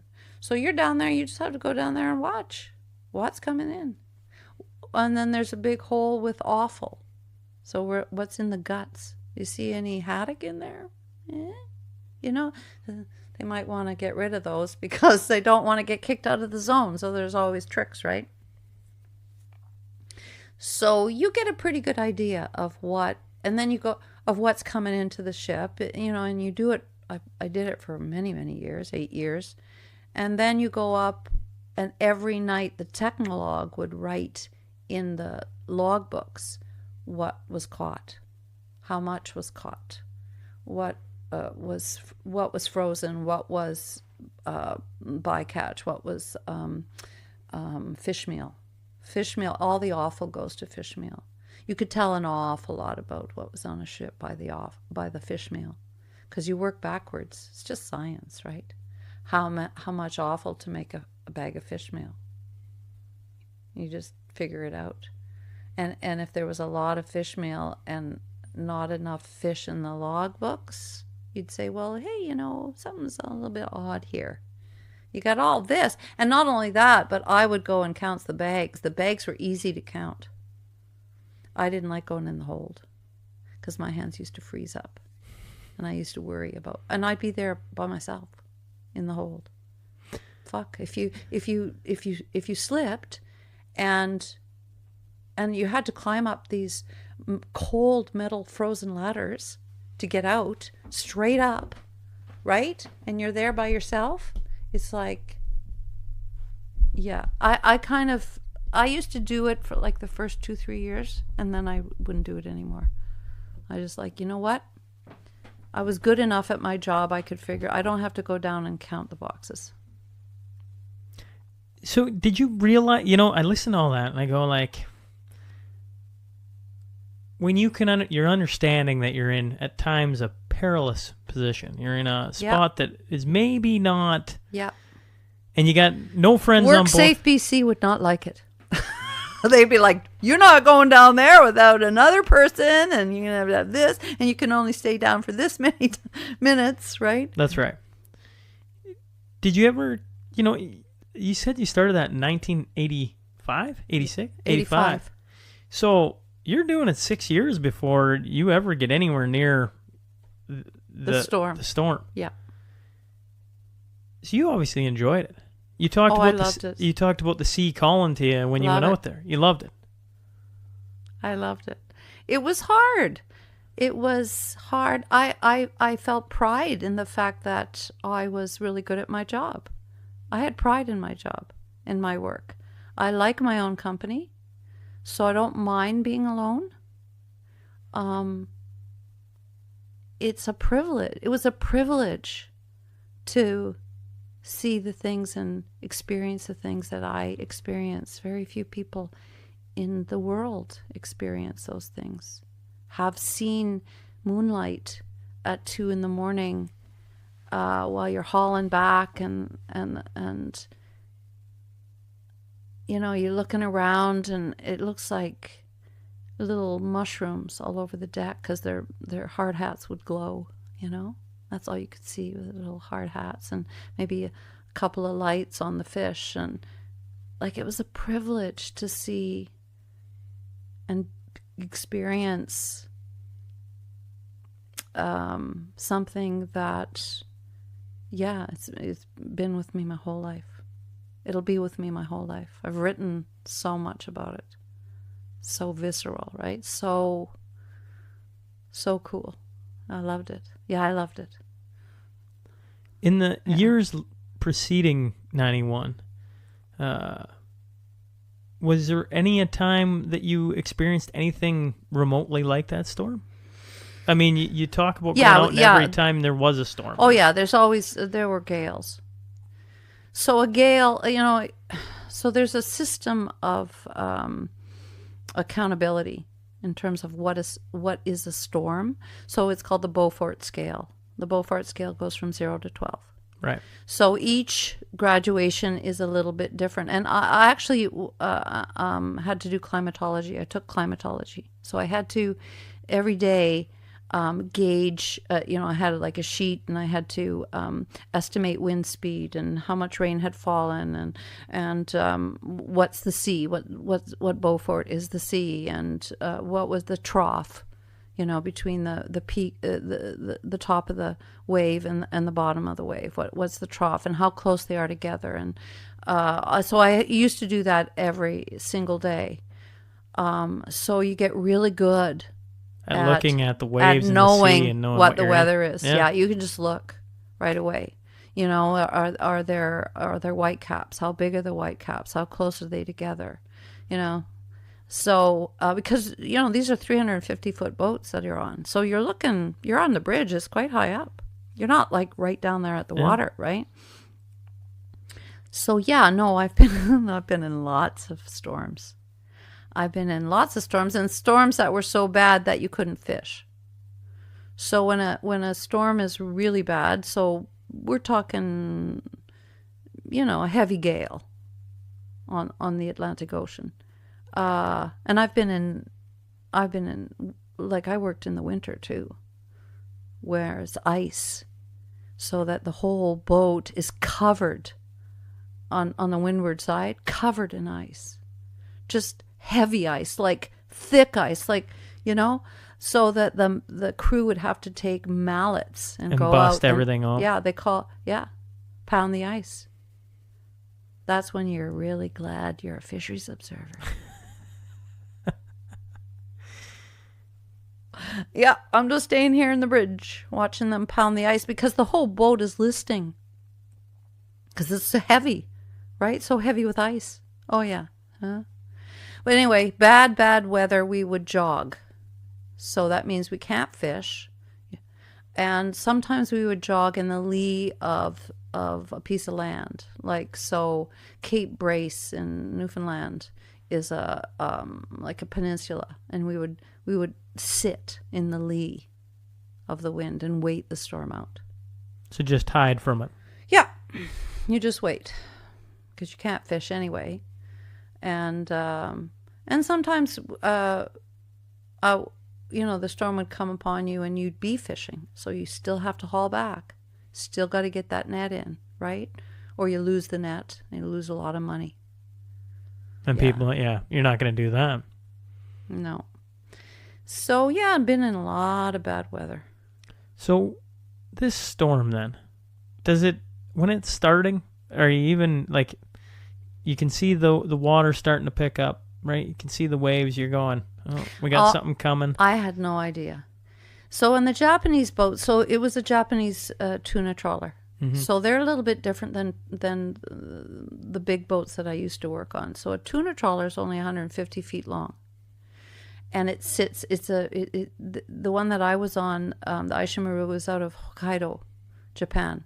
So they've been at sea for a year already.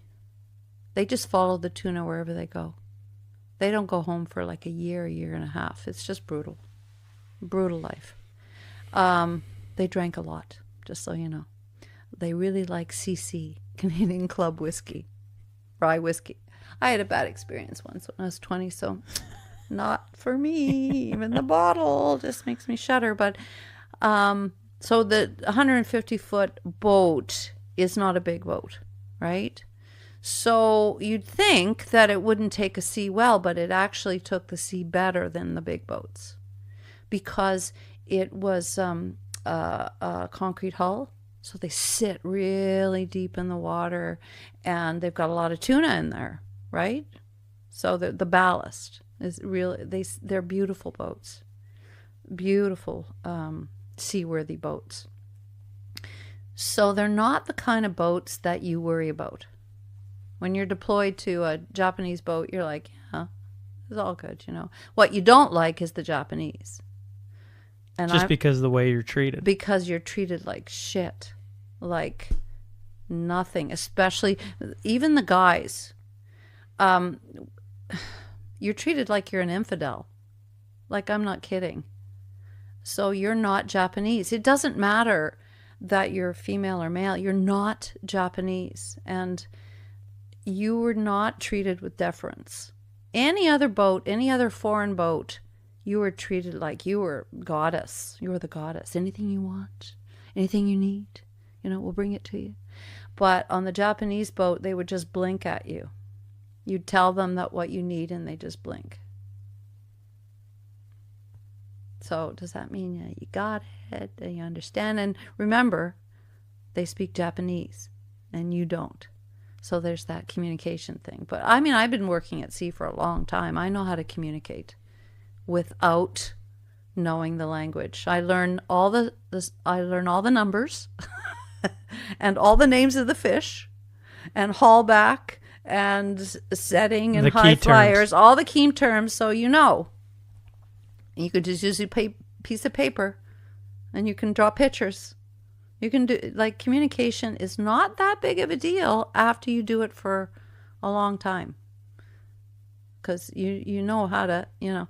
In any case, the Japanese don't like you, and they don't want to be told what to do, and they don't like the scrutiny at all. So you're on this boat, and I heard nothing because they don't tell you anything. They won't tell you anything unless you ask. So you have to know how to ask. You have to know the right question to ask before you can get an answer. The first thing I knew about a storm coming is that they have weather. They have incredible equipment on these boats. Incredible. I mean, these people were into technology a long time before we embraced this kind of technology. Their fishing technology was hugely advanced compared to ours. And they were getting weather. They had fax machines, and they were getting weather reports. And they got a weather report. I wish I had kept it. Big storm. Just white. Right? You couldn't even see the center. So when you see that, you know that is a very low pressure storm coming your way, because the what do you call those lines, pressure lines, are very close together. I forget what they're called. I just read it and I can't think it. But you know what I mean. I know what right? you're talking so about. really, really close together, and you know, ooh, it basically looked like a hurricane. That's what it looks like. If you watch the Weather Network now, they'll show it. They'll show you those pictures, right? And you're like, oh, you know, it's bad. You know, like, because basically Laura is coming into the Florida Panhandle soon. I think probably hitting today, or who knows. It's scary looking because you know it's packing a lot of wind. So that was the first thing, and it was called Hurricane Grace, and was coming up from Bermuda. That's the first thing I knew. So I asked the captain what was happening, and we're probably not going to fish. So that's the second clue. The Japanese will fish in anything. Money talks.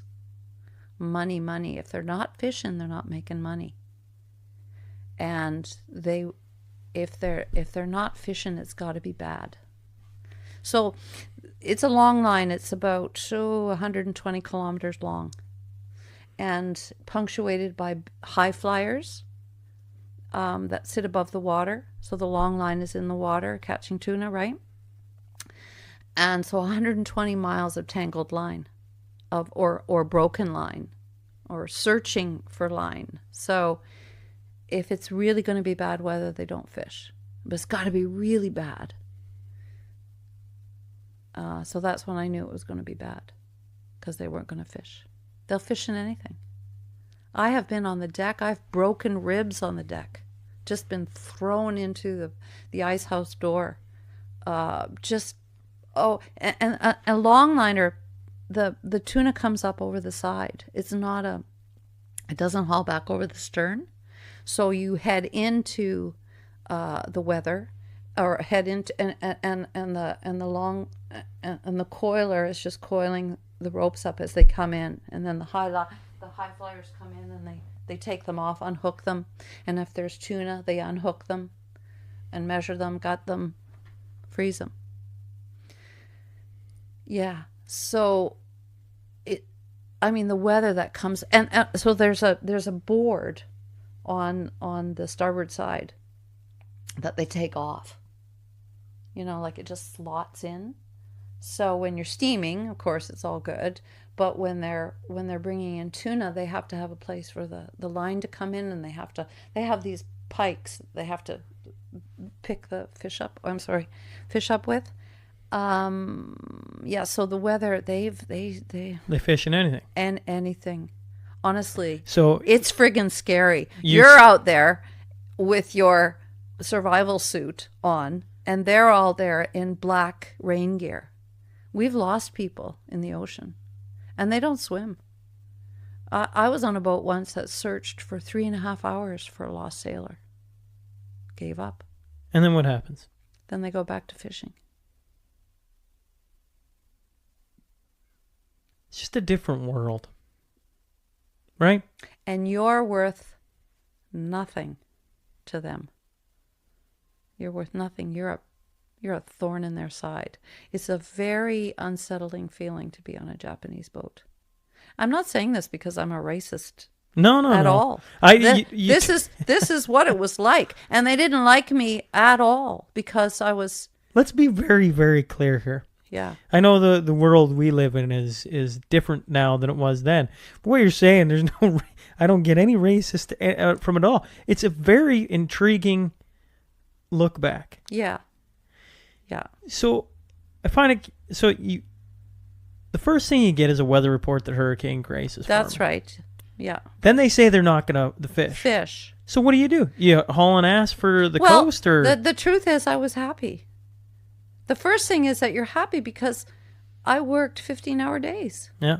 No work today. 15-hour days for 30 days. You're going to get to practice some singing, maybe a little CBC. And you start. They set all night, so they set the line at night and they haul back in the afternoon. So you work all afternoon, all night. You go to bed in the morning. It's a long frigging haul. You're not talking, and they don't talk to you. Once again, I come back to, I can't believe you enjoyed this so much. A lot of this just sounds like you get this big grin on your face. Sounds like torture? Well, it just secluded, even though people are around, secluded with foreign nationalities on this boat specifically. They don't like you. So you got a bunch of people around that don't like you, don't speak your language. You're working all hours of the night, even if they aren't consecutive, you're still working all hours of the night. Yeah. It's got to be one of the most dangerous, if not the most dangerous job on the planet. It's pretty dangerous. It's pretty dang close. Yeah. So I'm looking at all that, and the only thing... And we're not even talking about how you get on the boat. You have to transship to the boat to get onto the boat. Sometimes it's even more dangerous than actually working on the boat. But anyway, we'll talk about that later. Hold that thought for a second. I'm around, so I look at all these things lining up on my hand, and I go, okay, so why would you do it? Money? Money was really good. Okay, so money is definitely a part of the equation then. $250 a day. So when you came back from a stint out there, you had money in the pocket. Flush. Yeah. Flush, baby. Let's party. How long would you come back? How long would you come back to shore for? It depended on the season. So if we were in the fish, if it was the fishing season, you could come back for 3 days and you'd be out again. Oh, you didn't have time to spend the money. You had barely time to get home and do your laundry. And then get back in again.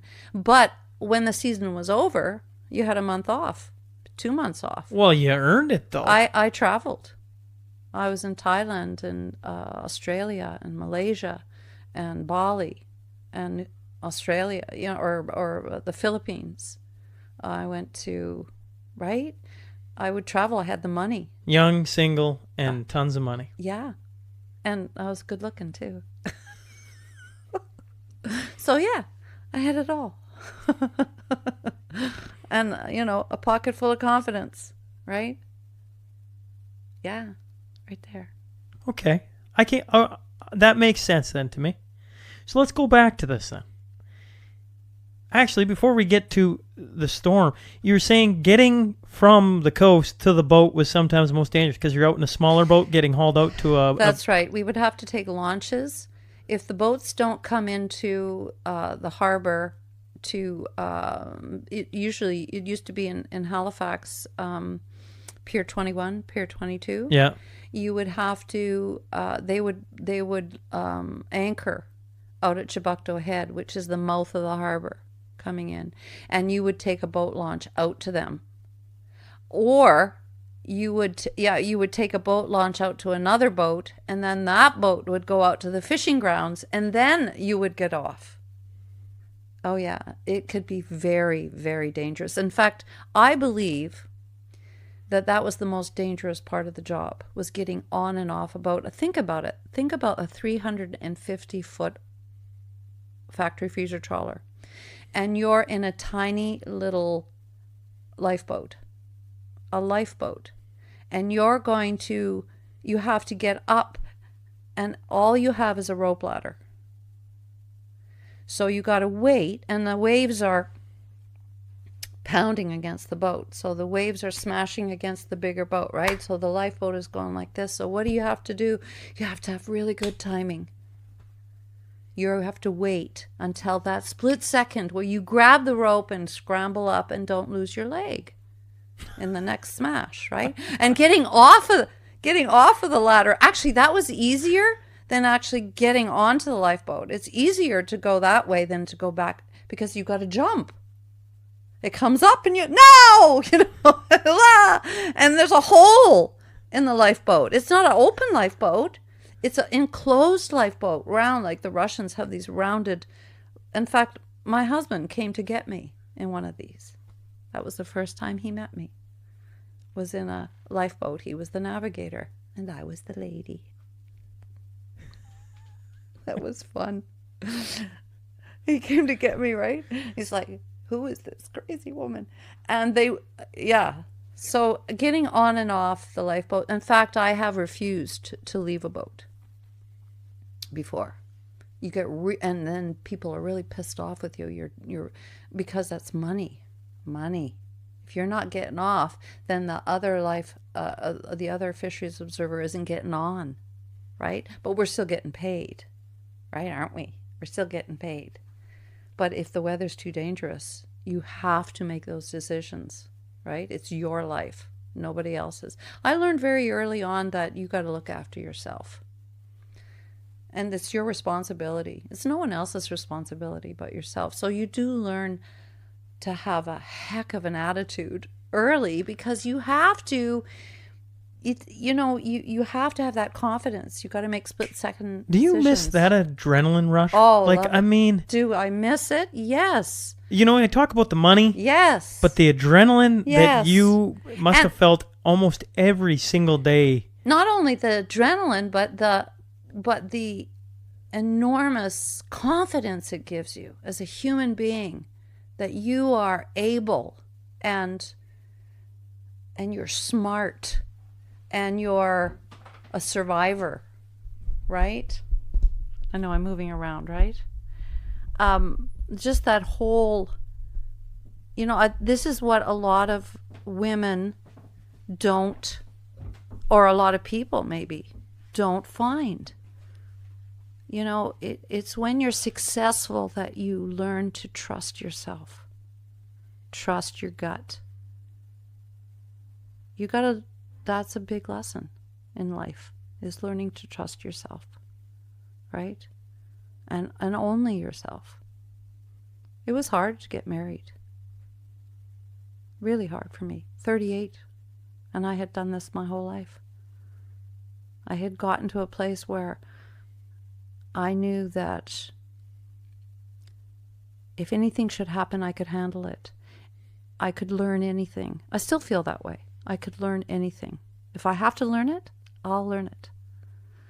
So that the confidence it gives you, the self-esteem, it's powerful. That's the candy, right? That's the stuff you want. Self-esteem. Yeah, I miss that. You miss that? Yeah, I was on the site yesterday, and everybody treated me like I was, useless. Totally freaking useless, because I don't know how to pick up a wall. All I can think of as a farmer analogy is tits on a bull. Just useless. Yes.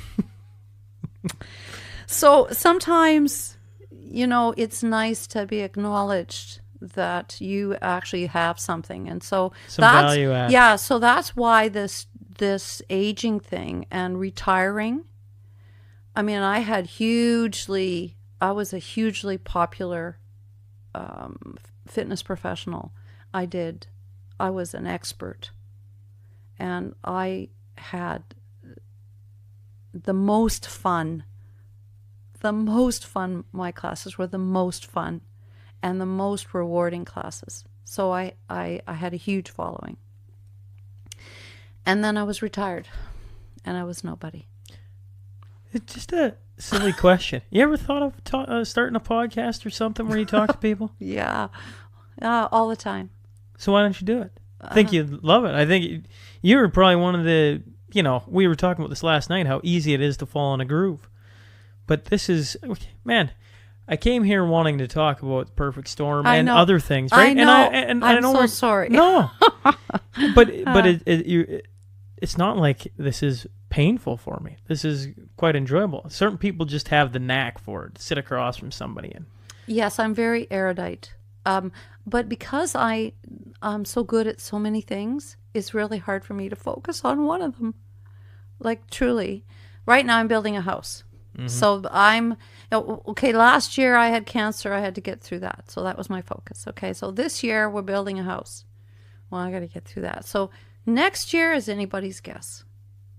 Next year, I feel like the world is my oyster. Who knows what I'm going to do? I actually want to write a book or several books. I actually have written already a book of poetry that I could publish today. Oh, you'd love my poetry. I'll send you some. You should send me some. Especially the sea stuff, right? Because that's when I started writing. Because that window, that unique window into that world, right? And I'm a very good writer. I write prose. I write the way I speak, the way I am. That's how I write. How else can I write? Like, I don't get that when people say, you have to write what you know. And I'm like, yeah, no kidding. Or else it just sounds like bullshit. Like a famous president who we won't name, But everybody will know who it is. They can't see my face, right? So it's still good. Because one time I did this documentary on the perfect storm. And did you ever see that? No. Called The Storm of the Century. Oh, I should look it up. Yeah, BBC did it in conjunction with Channel 9. It's funny. I searched everything online. Tried finding any videos, and I could find old weather, like, I don't know. I got a ton of stuff I could send you, but it's all good. Yeah. But in any case, I did this interview. I was pregnant with Solomon, I think. Was I pregnant with Solomon? No, it must have been Elijah. They flew me to Gloucester, Boston, in Massachusetts, where the Andrea Gale left from. Yeah. And they, I got to go in the pub, and I got to be, I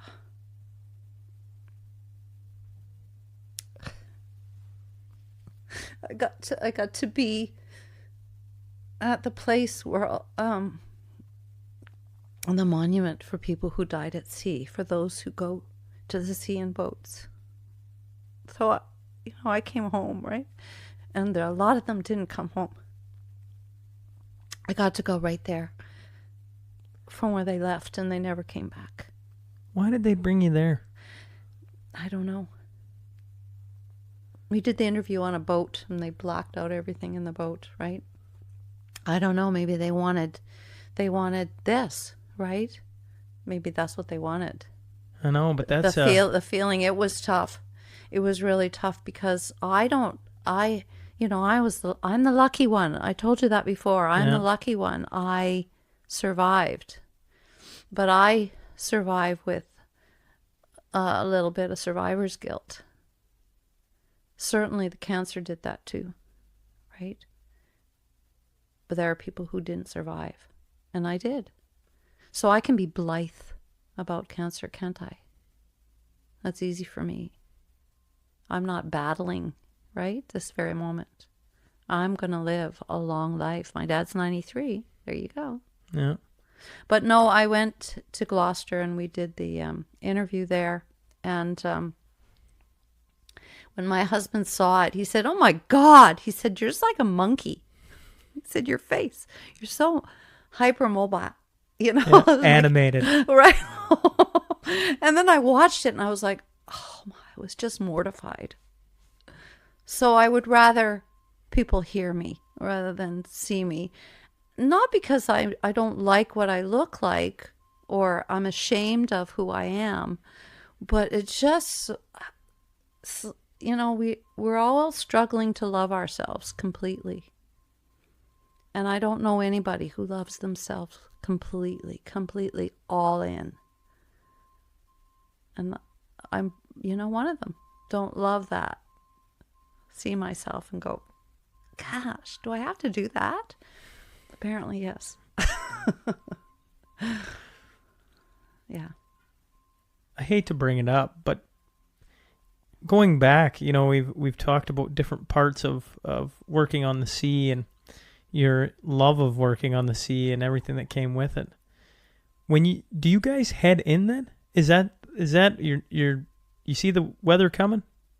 You see they're not going to fish, so you're excited? We jogged.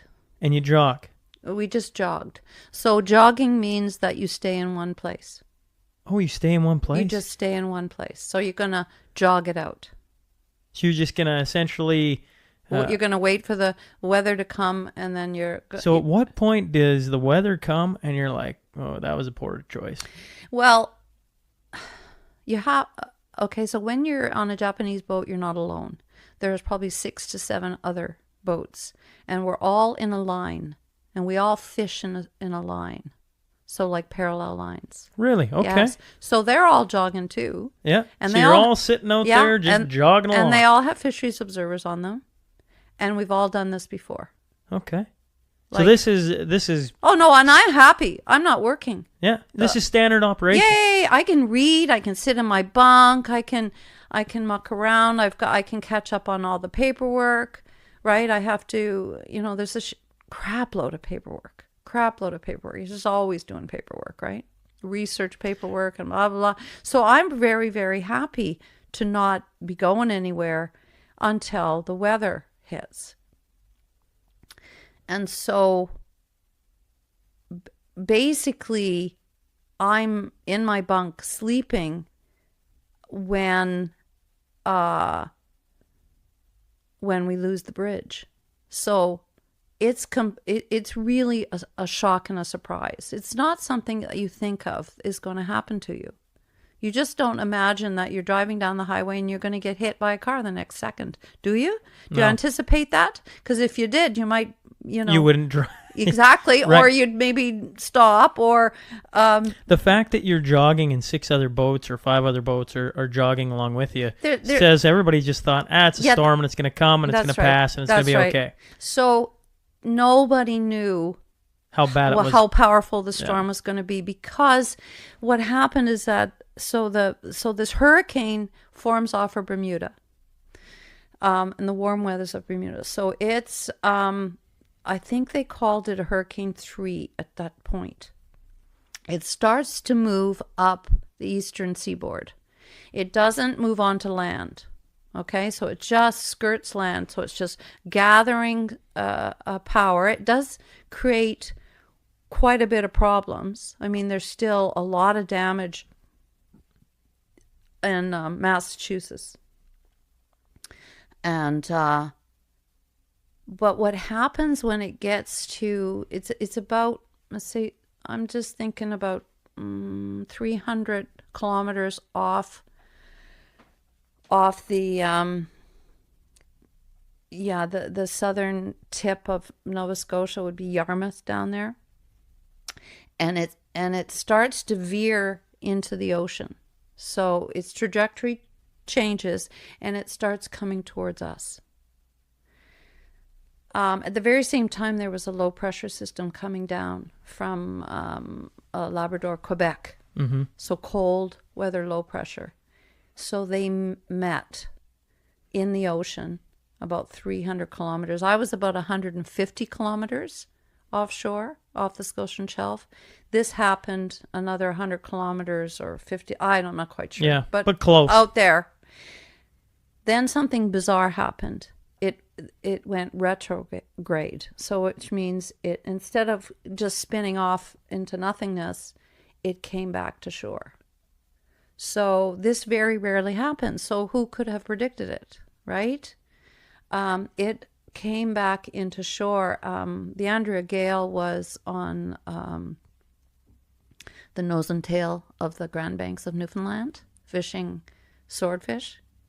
And they had a heck of a catch and didn't want to leave. They knew this weather was coming, but they didn't want to leave because they wanted to fish. And, you know, those are the decisions that fishing boats make. Money, risk, or a broker. And a broker trip means you make nothing. Yeah. You went out there and you came back, and sometimes it's negative because you have to pay gas and blah, blah, blah. Anyway, so they were coming back towards Gloucester. So they're coming back into Nova Scotia, and the weather turned and just swallowed them up. And of course and hit us at relatively the same time. So we lost our bridge. It was just the middle of the night. I heard a big explosion. My cabin was right behind the bridge. So I had a cabin right behind the bridge. In fact, right behind where the captain sits on the bridge. They have a small bridge in these boats, and low. And I hear this explosion, and we don't have doors. We have curtains. So I pull back the curtain, and there's just water running down the hallway. Just water, like a foot of water. Seawater. I know what kind of water it is. And it's like, so I got my pants on, my boots on, and I'm on the bridge, and we've just, it really wasn't a devastating hit. It just took out the windows of the bridge. So it was just a giant wave? That's right. And the windows on a Japanese boat are double pane. Okay. Double pane, small, like really strong. Just took out a window. That's it. Blew the gyroscope. So the gyro is the compass, sea compass. Right? Took that out. And on the back of a Japanese bridge is electronics. Just a wall of electronics on each side. So here's the bridge. Here's the gyro. Here's the gangway. These are the cabins. Okay. Right? In the back is the galley. Back further are where a lot of high flyers gear is stored, right? So just sparks and smoke and confusion and a little tiny explosions as the electrical wires pop, right? A lot of popping. Yeah, so that was that. It wasn't a big deal. You said you're jogging with 6 other boats. Do the other boats get hit by this wave? No. Just you guys? No, they got hit by the storm, but but nobody lost power. So after the first wave, did the other 5 boats are like, we gotta start moving? You can't move. Can't move. It's 120 to 150 mile an hour winds. Where are you going? You can't outrun that. What kind of a powerful boat is going to outrun? Okay, so could you turn and run with it? No.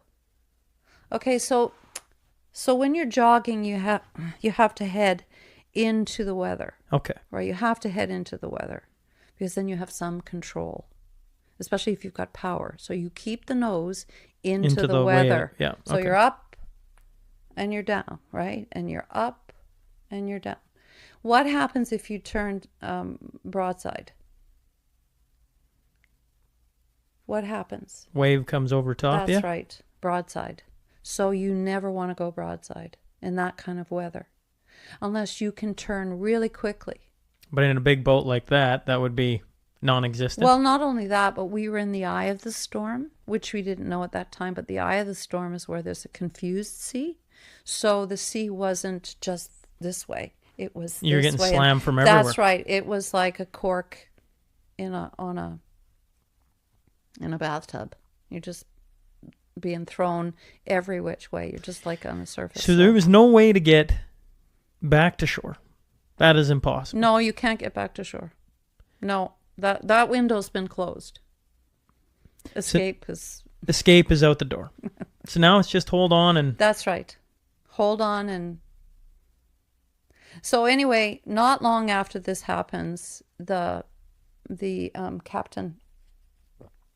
Actually, on a Japanese boat, the captain is not the captain. On any other boat, the captain is the highest ranking official. Okay? Okay. But on a Japanese boat, the fishing master Is the highest? Is the highest ranking official. Okay. And the captain is kind of like the first mate. First, second mate, right? They just run the boat. Okay. But the fishing master, he's the big guy. He came to me. Observer-san. And, come with me. Come with me. So we went down to the radio room. So they have a radio operator. And the radio operator has his own cabin, has his own, just a wall of, electronic equipment, sat nav on this side, blah, blah, blah. And they want me to call a mayday. That's what they want me to do because I'm the only English speaker on the boat. On the boat. So I called a mayday. And mayday is when? Mayday is the highest emergency alert that any boat can call. So it's mayday. I'm trying to remember now. Then it's pan. I think there's 3. Mayday means that any boats in the area, if they can, without putting their own crews at risk, must come. Not come, but must come. You have to come if you can. And Mayday, so were there any boats in the area? Did you have the other 5 sitting there? Well, they couldn't come. They're just trying to bob and weave as best they can too. That's right. And so that's when, so I'm giving my mayday, so you'll never forget that. Mayday, mayday, mayday. This is the Eishin Maru number 78. The Eishin Maru number 78, mayday, mayday, mayday. Does anybody read? And you're just like, waiting. Does anybody read? Right? And nothing. Then I hear some traffic. I don't think it happened right then, but I heard a little bit of traffic. I heard the Andrea Gale calling out.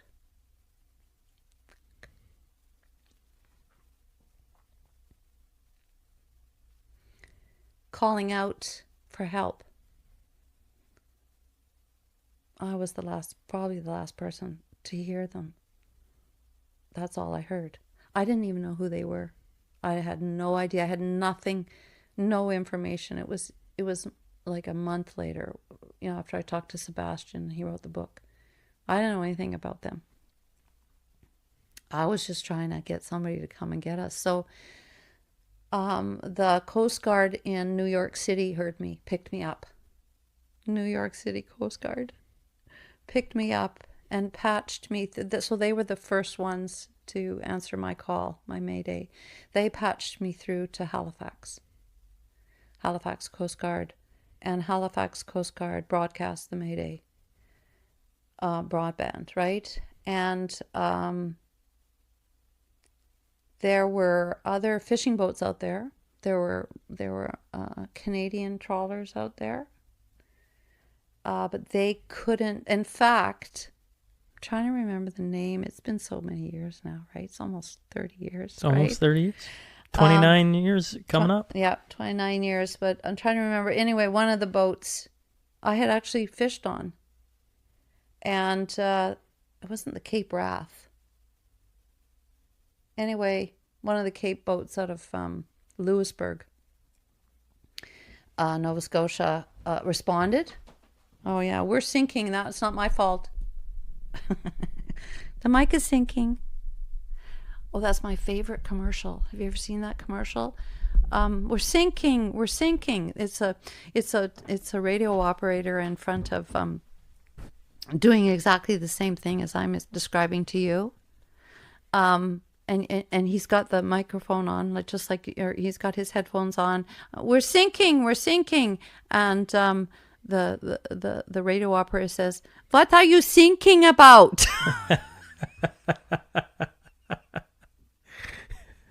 That's good. Andrea and I cracks us up every time. Well, they're sinking, What are you thinking about? But anyway, so once I got patched through to Halifax, and they sent out their general mayday, the only vessel. So the Cape, I wasn't the Cape Wrath. It was the Cape something. I forget now. They responded, but they can't turn broadside to the weather. See, that's the thing. The weather was so bad at that point, they can't turn broadside to the weather, or they'll go under. So the only vessel that was able to come to our rescue was it was a tugboat.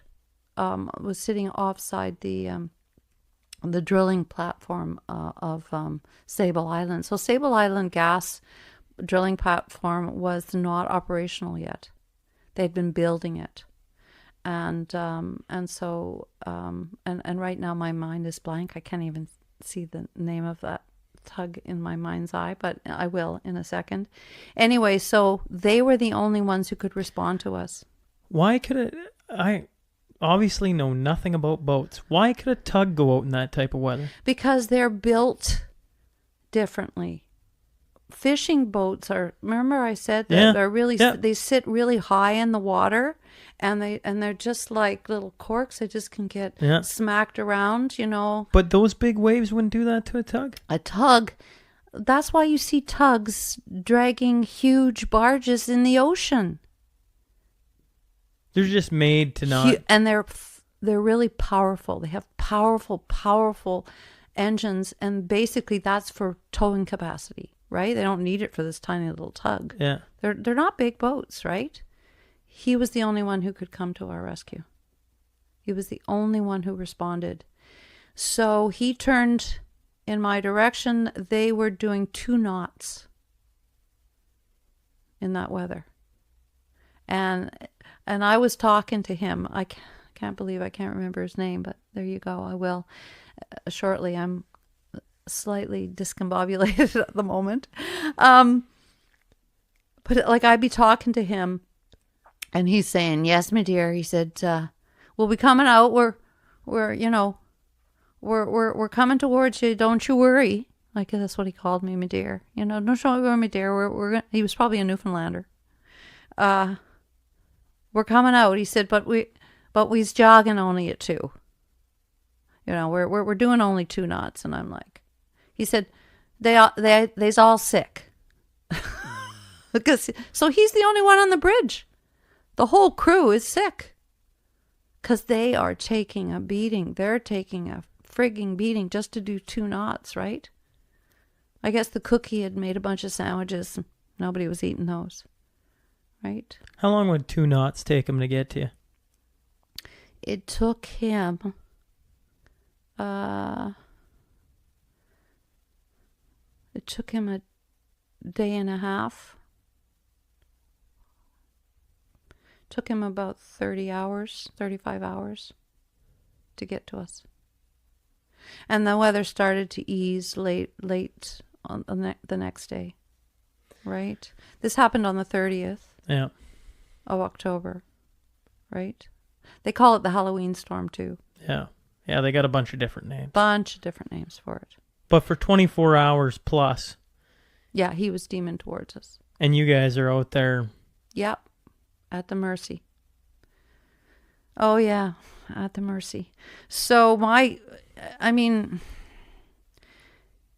So shortly after I called the Mayday, I got a call from the office. Your bosses? Yes, sir. Sea-Watch. So I worked for an independent contractor who contracted to the Department of Fisheries and Oceans, right? They called me and wanted to know, how I was, and then and that I should be careful about anything that I should say over the airways. Did you say, "Are you fucking kidding me"? That's exactly what I said. Word for word. Because what had happened is that I had talked to a radio station just before they called me. A radio station called me. How did a radio CKBW? Don't ask me. You've never asked them? Yeah, how they got it. I know the interviewer. His last name is Howe. Anyway, I know the interviewer. We went to high school together in Germany. Really? Which was really bizarre. But I didn't know that at the time. Anyway, CKBW calls me and asks me how I'm doing. So I have an interview. You've probably never heard that either. That's very candid, I can tell you. They're like, "How old are you?" And I'm like, "I'm 35, but I'm hoping to be 36. It's like, what a stupid question. But they called me and asked me about what was happening, and I told them. And I also told them that the Japanese response had been to downplay the situation. In fact, the Japanese did not want me to call Mayday. They wanted me to get a hold of somebody, but they didn't want me to call Mayday because Mayday means money. Because somebody's got to come in. They may have to pay for it. Isn't that messed up? Oh, they're cheap bastards. Well, I tell you, I've seen a man go overboard and they searched for 3.5 hours, and that was the end of that. We went back to fishing. I've rescued a person from the deck of a Japanese boat in a helicopter who had severe appendicitis. They would have let him die. I called it in. I talked to the doctor at Victoria, and I called the rescue, and I coordinated the rescue. So anyway, I said some not quite flattering things about the Japanese response, and I was as candid as I am with you. Mm-hmm. I'm as candid as I'm always. That's right. And so I got fired in that. I would no longer have a job when I got back to land. Yeah, I got fired. And this is what I said. I said, "You're actually telling me that if I survive, that I will no longer be working for Sea-Watch." And that's correct. And I said, "You guys just made a very, very poor decision." And I didn't say anything. That was it, right? When I got back, when I landed at Pier 22, there was a scrum of television reporters and camera crews, and there was a barricade and the whole 9 yards, right? And guess who picked me up in a limo? Apparently, I got my job back. I could have really had a lot of fun with that. But anyway, they hired me back again. I still had a job. Imagine that, eh? You know what happened? The Japanese embassy called the Canadian embassy in Ottawa after they heard the television interview. And they said, "This has to stop." The Japanese called the Canadian embassy. The Canadian embassy called the Department of Fisheries and Oceans in Ottawa, and they called the Department of Fisheries and Oceans in Halifax, and they called Sea-Watch. Said no more. Yeah. Yep, no more interviews. So, it's bad enough that you're going to lose your life in the the perfect storm, but you're also going to lose your job if in fact you ever do make it back to I've dwelled on the perfect storm and being right in it. I think everybody gets that it was something very difficult to talk about. And what happens after that? I know, from the book, I get that you have a little bit of a cross-country tour talking to some radio stations, because I'm assuming everybody would be, in the moment, it would be a very popular thing to talk about. 29 years later, Shaun Newman comes knocking on your door and opens up, things that probably haven't been talked about in a very long time. And I appreciate you sitting down to be very candid and frank and talk about your life and everything else.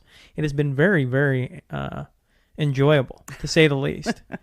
Well, but that's good. What happens after you come? Because you come back, you make it through it. In my brain, I go, you know what? I wouldn't be surprised if you were living in Lloydminster with no water to be seen for miles away and just, never doing that again. But here you sit at Port Alberni, a stone throw from the water again. You went back and worked on boats again. That's how you met your husband. What was it like? I guess, why did you go back to the water? Why not stay away? You just seen the absolute worst. You'd seen 100-year storm. That's not the worst. That's not the worst? No. What's the worst? The worst is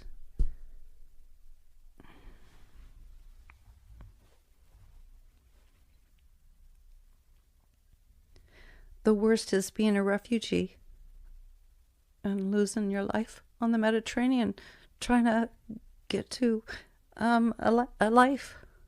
That's the worst. Look at the world. Look what's happening in the world. That's the worst.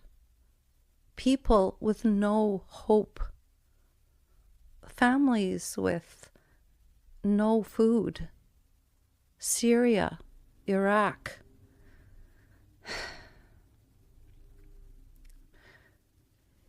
Mexicans at the border. Right? That's the worst. I mean, I didn't know any of that then.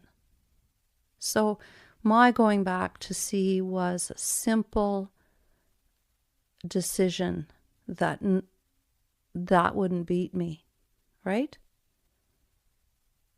I mean, if I didn't go back to sea, then I would have acknowledged that something profound had happened to me and had affected me and broken me. No way. There's just no way. That's just not my DNA, right? I mean, it's true. I faced it. When people ask me, what did the weather look like? And this is how I describe it to people. You're standing in front of a 10-meter building, or you're a 10-story building, right? 10-story building, and you're looking up. That's the top of your wave, and you're at the bottom. So what do? You wait for the boat to come up to the top, and you pray to God that when you come back down again, that you're going to come back up again. So that's what it's like, right? That's what it's like.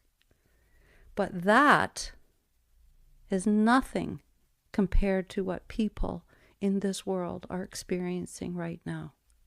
I think about climate change and what's happening to our planet and why people are being driven from their homes and murdered and dying.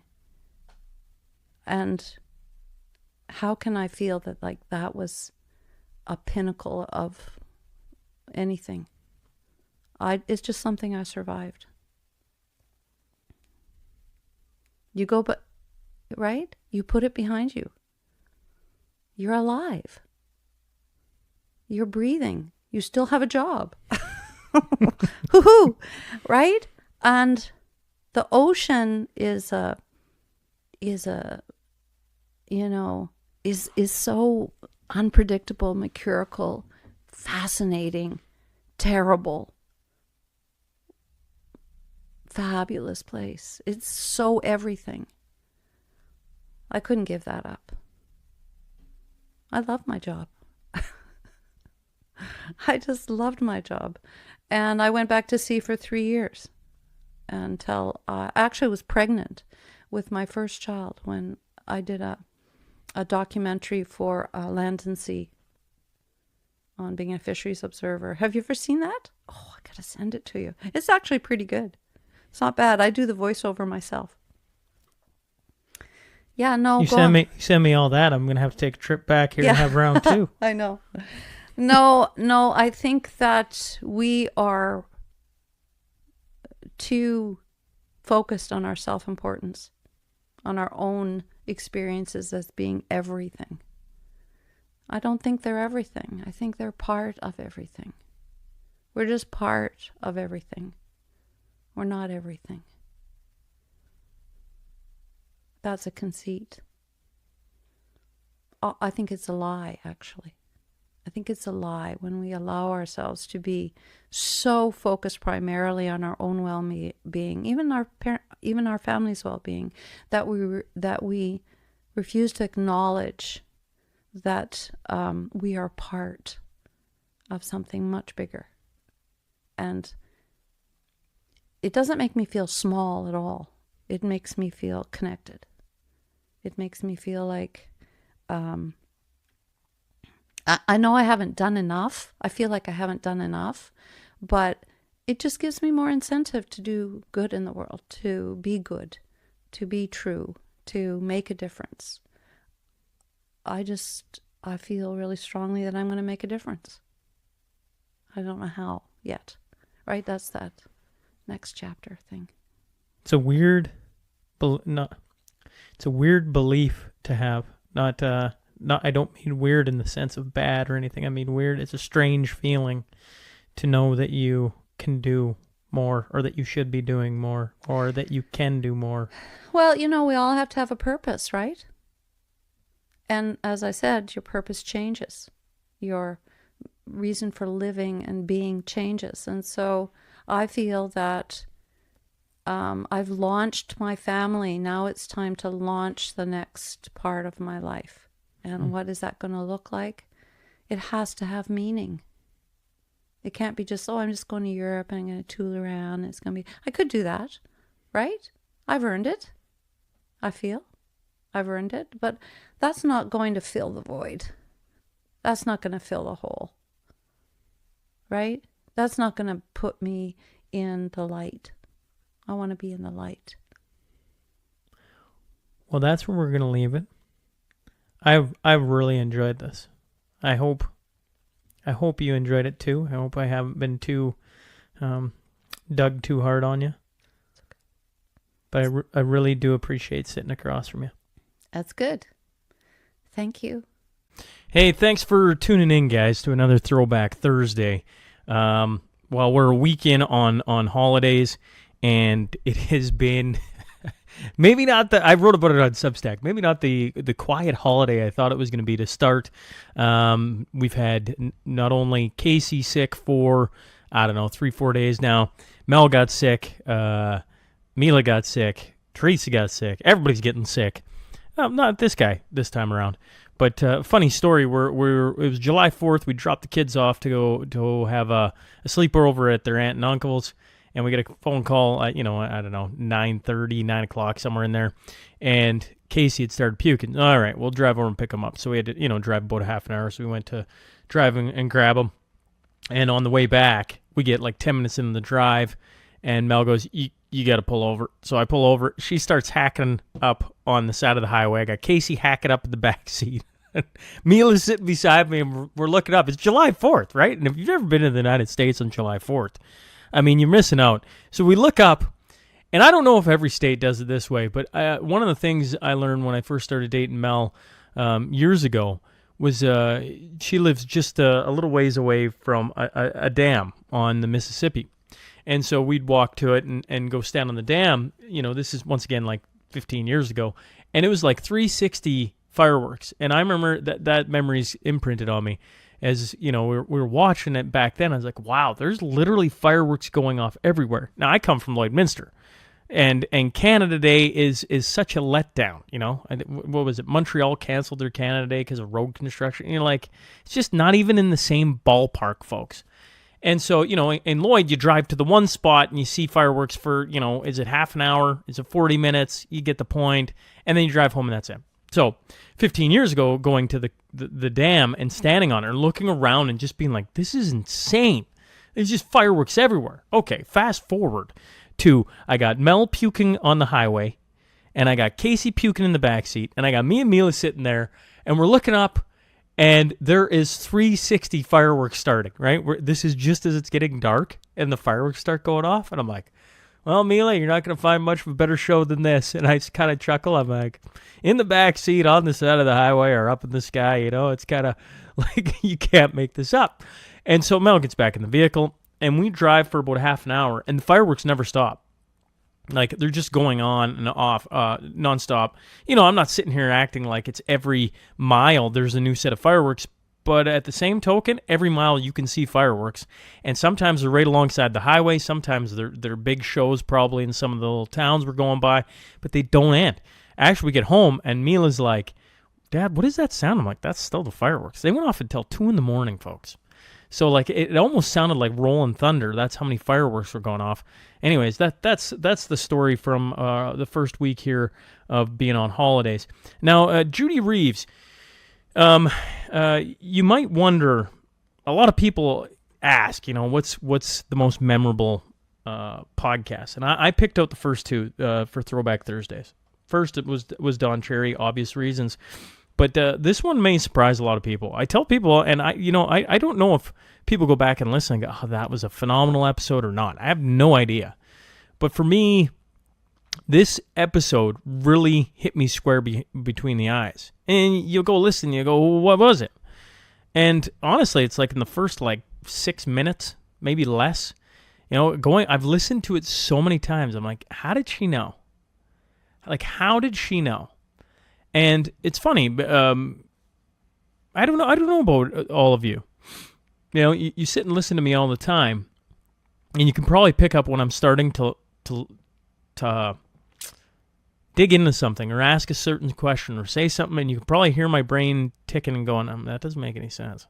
Or I need to know more about this. And I assume that you sitting where you're sitting, you've been listening to me so long that you can start to pick up on it. Well, this is, for me, I don't go back and listen to every interview and hear when I start to do that.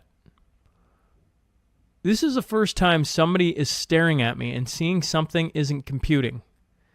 And it's funny coming from Judy because, we saw COVID completely different. I mean, you're going to hear part of the interview. She has her own life experience where she survives a perfect storm. And the CBC was a lifeline when she was working out in boats, Russian, Japanese, et cetera, et cetera. It's a fascinating story. But, she's staring at me, and it's so funny to go back and listen to. If you've ever seen my business card or checked out my social media and ever wondered where Endlessly Curious comes from, just listen. It's this episode. And we're sitting there, and she's like, you're looking. And I didn't want to say yes because it was true. It was like she was seeing into my soul. And I've told this story way too many times. And I just don't think the words, maybe they do. Maybe they make complete sense. But I guess I would position it to you.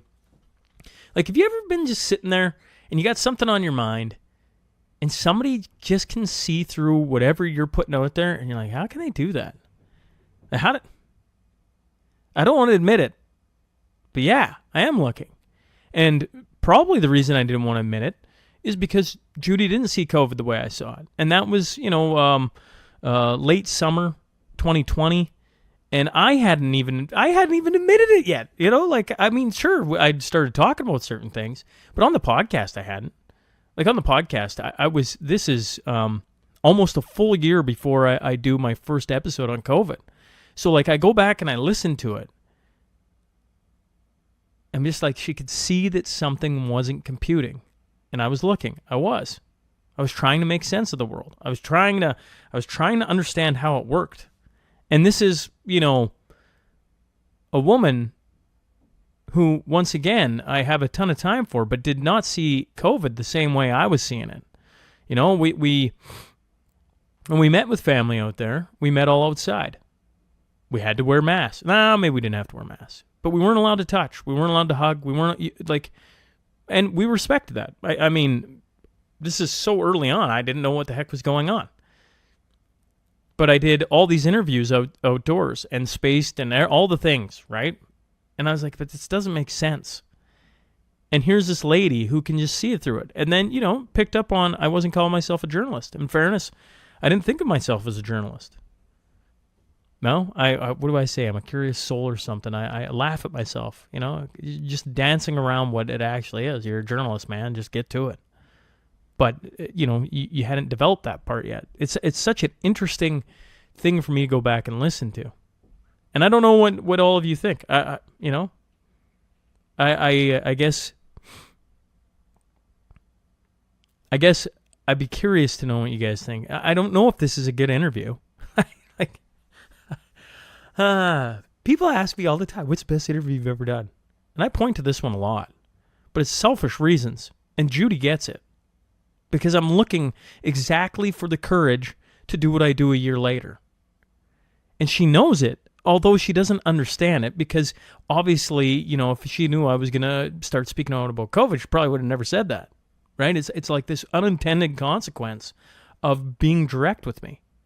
And it was a year before. I was trying to find how the world worked. And so I was asking. And I was trying to piece together things. But it'd be a full year before I get the courage to finally bring somebody on. And then, look at where that took us, folks, So if you've never listened to this interview, maybe you can hear that, maybe you can't. Maybe it's just in my own head. I don't know. It's such a weird thing to try and explain to people. I get emotional in this interview, not in the actual interview, listening to the interview. Like I can, it's just so real. When she goes, you're looking for your place. And I'm like, I don't know if I'm, absolutely. But I just want to understand. And I can hear that in myself back then. I can hear how tentative I was to say anything. I was so nervous, to step on any toes. Because what I want to actually ask is, this COVID thing, what do you think of it? And I probably wouldn't have liked the answer. And I wasn't confident enough to push back on any of it. So I was just trying to understand things. Then she brings up climate change at the end. That's a whole other bottle of wax. And I think, as you go on a podcast, you're trying to find confidence to just be okay to ask questions, be okay to disagree, be okay to push back. Everybody lauds on Joe Rogan. The guy is amazing. Guy has done a lot of interviews. Guy fought. Guy did stand-up comedy, that is. And I think those things take time to build. I remember being in the middle of COVID, and everybody, why aren't you pushing back? Because I just read Socrates. I read Martin Armstrong had told me to read The Apology by Plato, which is the story of Socrates at trial, and eventually he's led to death. And I don't know what I thought Socrates was, but Socrates is considered the wisest man in the world back then. And why is he considered wise? Because he knows when he doesn't know something. What a simple thing. Well, there's plenty of times, folks, where I don't know jack squat. I'm rambling today. I hope some of this makes sense. This was a fun interview for me to do. It was worth the drive all the way to the island. You take all of that out of it. This lady survived the perfect storm and was probably the last living person to talk to the Andrea Gale, which is what the Perfect Storm movie's all about, right? It's a pretty wild story, A couple other thoughts I had. When you're in the pocket, and she's talking about being in the zone or whatever you put it as. And, I was bored the other day. So I got all these everybody's sick. And I'm sitting there and I'm just bored. Heck, that's the whole point of slowing down a little bit. I was sitting there like, this is what you wanted.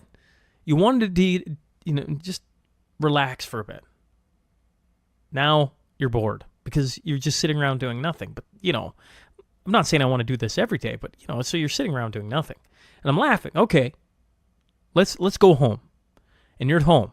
What would you do for fun? What would you go do? I started laughing. I'm like, I go podcast. I'm like, the whole point of July is to just detach a bit and not podcast.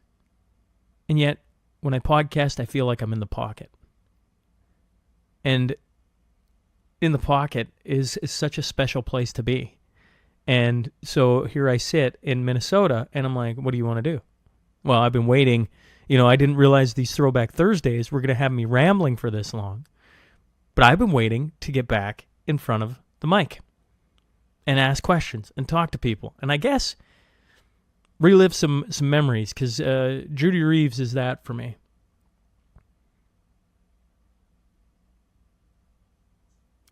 I also like this thought from her. If you tell a story long enough, it can become fiction. It's an interesting thought. The story that comes to mind is Ottawa.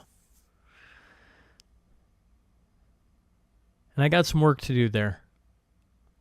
Got a bunch of people I'd like to interview that I've been putting off. And I read that if you tell your story long enough, it can become fiction. And that's exactly what I don't want to happen. So I think there's some work to be done there. And, yeah, I just need to get to it. And finally, it's when you're successful, you learn to trust yourself. That's a big lesson in life, learning to trust yourself. Yeah, I would agree with that. The more you take leaps of faith and you work through it, and little success, big success, those are real confidence building things. And having confidence, I think, is what Judy's talking about a lot. And that is something people can't take away from you. They can try, but having confidence in who you are and what you can do is a powerful, powerful thing.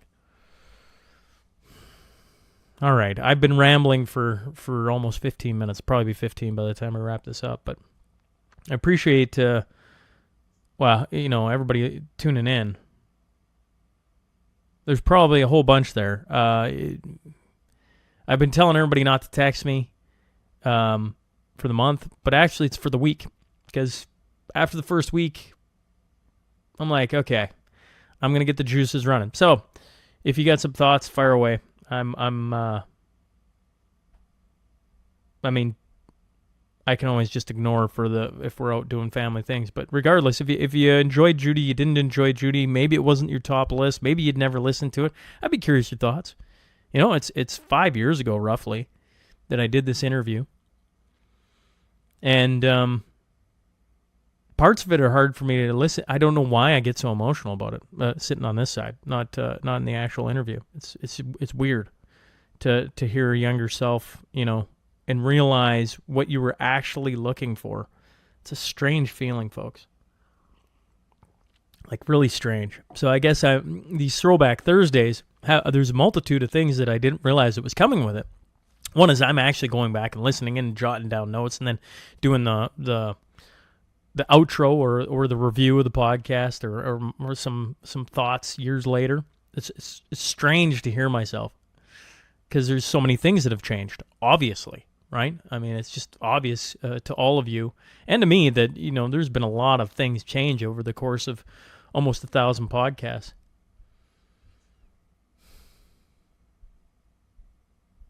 Yeah. And I guess the other thought I have on Throwback Thursdays is I didn't realize how therapeutic the listening and then getting to tell you my thoughts would be, that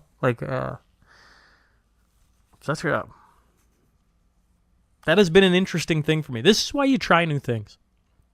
The Cornerstone Forum, we always, we tried something, the first one, and then realized, that isn't working. And I remember it was, I gave everybody, every speaker, I gave 2 keynote speeches. So 1 in the morning, 1 in the afternoon, and my thought had been, they come in with an idea, they listen to everybody else, and then they get to reevaluate, and they come out. And I thought maybe they come in negative, and after hearing everybody, they could be positive. So it was kind of like the morning will be a bit depressing, the afternoon will be a bit uplifting, roughly. And what I realized real fast in the afternoon is preparing 2 keynote speeches, not one person did it, which means it's almost impossible. That's a very difficult task to ask. And so in the middle of it, what do? You got all these people in Lloyd, you got full house, and you got, I think it was Chuck on stage. For sure, I did it with Chuck. But, I watched 2 people get up and start talking and realized neither one of them was going to do it. And they both kind of ended the same way. I really don't got anything else to say. So I grabbed the mic and started taking questions. I just, immediate. Okay, well, we got to adjust. We're going to take Q&A from the crowd. And that was really, really cool. Well, the next time around, this year's Cornerstone, I thought a lot about that. Nah, we're not going to do the Q&A. We're gonna bring in more speakers. We're going to have different roundtables. That idea didn't work. Guess what I'm pointing out is when you try things, you learn things. And this Throwback Thursday, one of the unintended things I did not see coming was this. I mean, I didn't realize how much I was going to miss this in the first week. What a weird thing. Cornerstone Forum this year. I told myself I wasn't going to book or think about Cornerstone 2026. I mean, just go back to the Drew Weatherheaded episode. I'm like, I don't even know if I'm going to do it again. What a sad Sally I was. And then I haven't been drinking for, it's over 7 months now. And so, the reason I bring that up is normally after a big event like that, I'd go have even if it was 1, maybe it's 3. And then I'd be out of commission and I'd wake up late and I'd be groggy and you kind of get the idea. I'd just be like, ugh. All right, I'll think about this in a week, and I put it off for a week. But not drinking. Although I was tired, I woke up the next morning, probably 7:30, 8 o'clock, and the first thing that popped in my head was Cornerstone 26. And I'm like, you gotta be kidding me. I was going to give this a week. Sunday morning, not even a day after the event, I've already sent an email to Winsport, like, hey, I would like these dates. Can you let me know what you have? They laughed, and then they started, the things started talking. And so I guess, on holidays, I love the time with family. Don't get me wrong. I love everything about being away and recharging the battery. But what shocks me is how little time I actually need before I want to be back in the pocket. I want to be back talking to people. I want to be back figuring these things out. I want to be back meeting and discussing ideas. And I guess that's why 20 minutes in, or close to it, I'm still here. So I appreciate everybody tuning in. I'd love to hear your thoughts, and I would love to hear your suggestions. If there has been an episode where you gotta listen to this, Shaun, because there's been a whole bunch coming, and I haven't decided honestly on the next 3. I've been the first 2 I really wanted to re-release, but the next 3 I got to make a choice here pretty quick because I got to listen to it, and I got to walk through some of the things that stick out to me. But if there's 1 or 2 that you think, like, I've had people send in their top 10, and I'm like, wow, that's pretty cool. So if there's something that sticks out to you, shoot me a text or an email, whichever you prefer. And I hope your July is doing well. Thanks for listening. Thanks for this guy rambling on for 20 minutes. If nobody listens to this, I'm totally cool with it. This was just healthy for me. I needed to get in front of a mic. What a wild thing. All right, folks. God bless. We'll catch up to you next week on the next Throwback Thursday. I'm looking forward to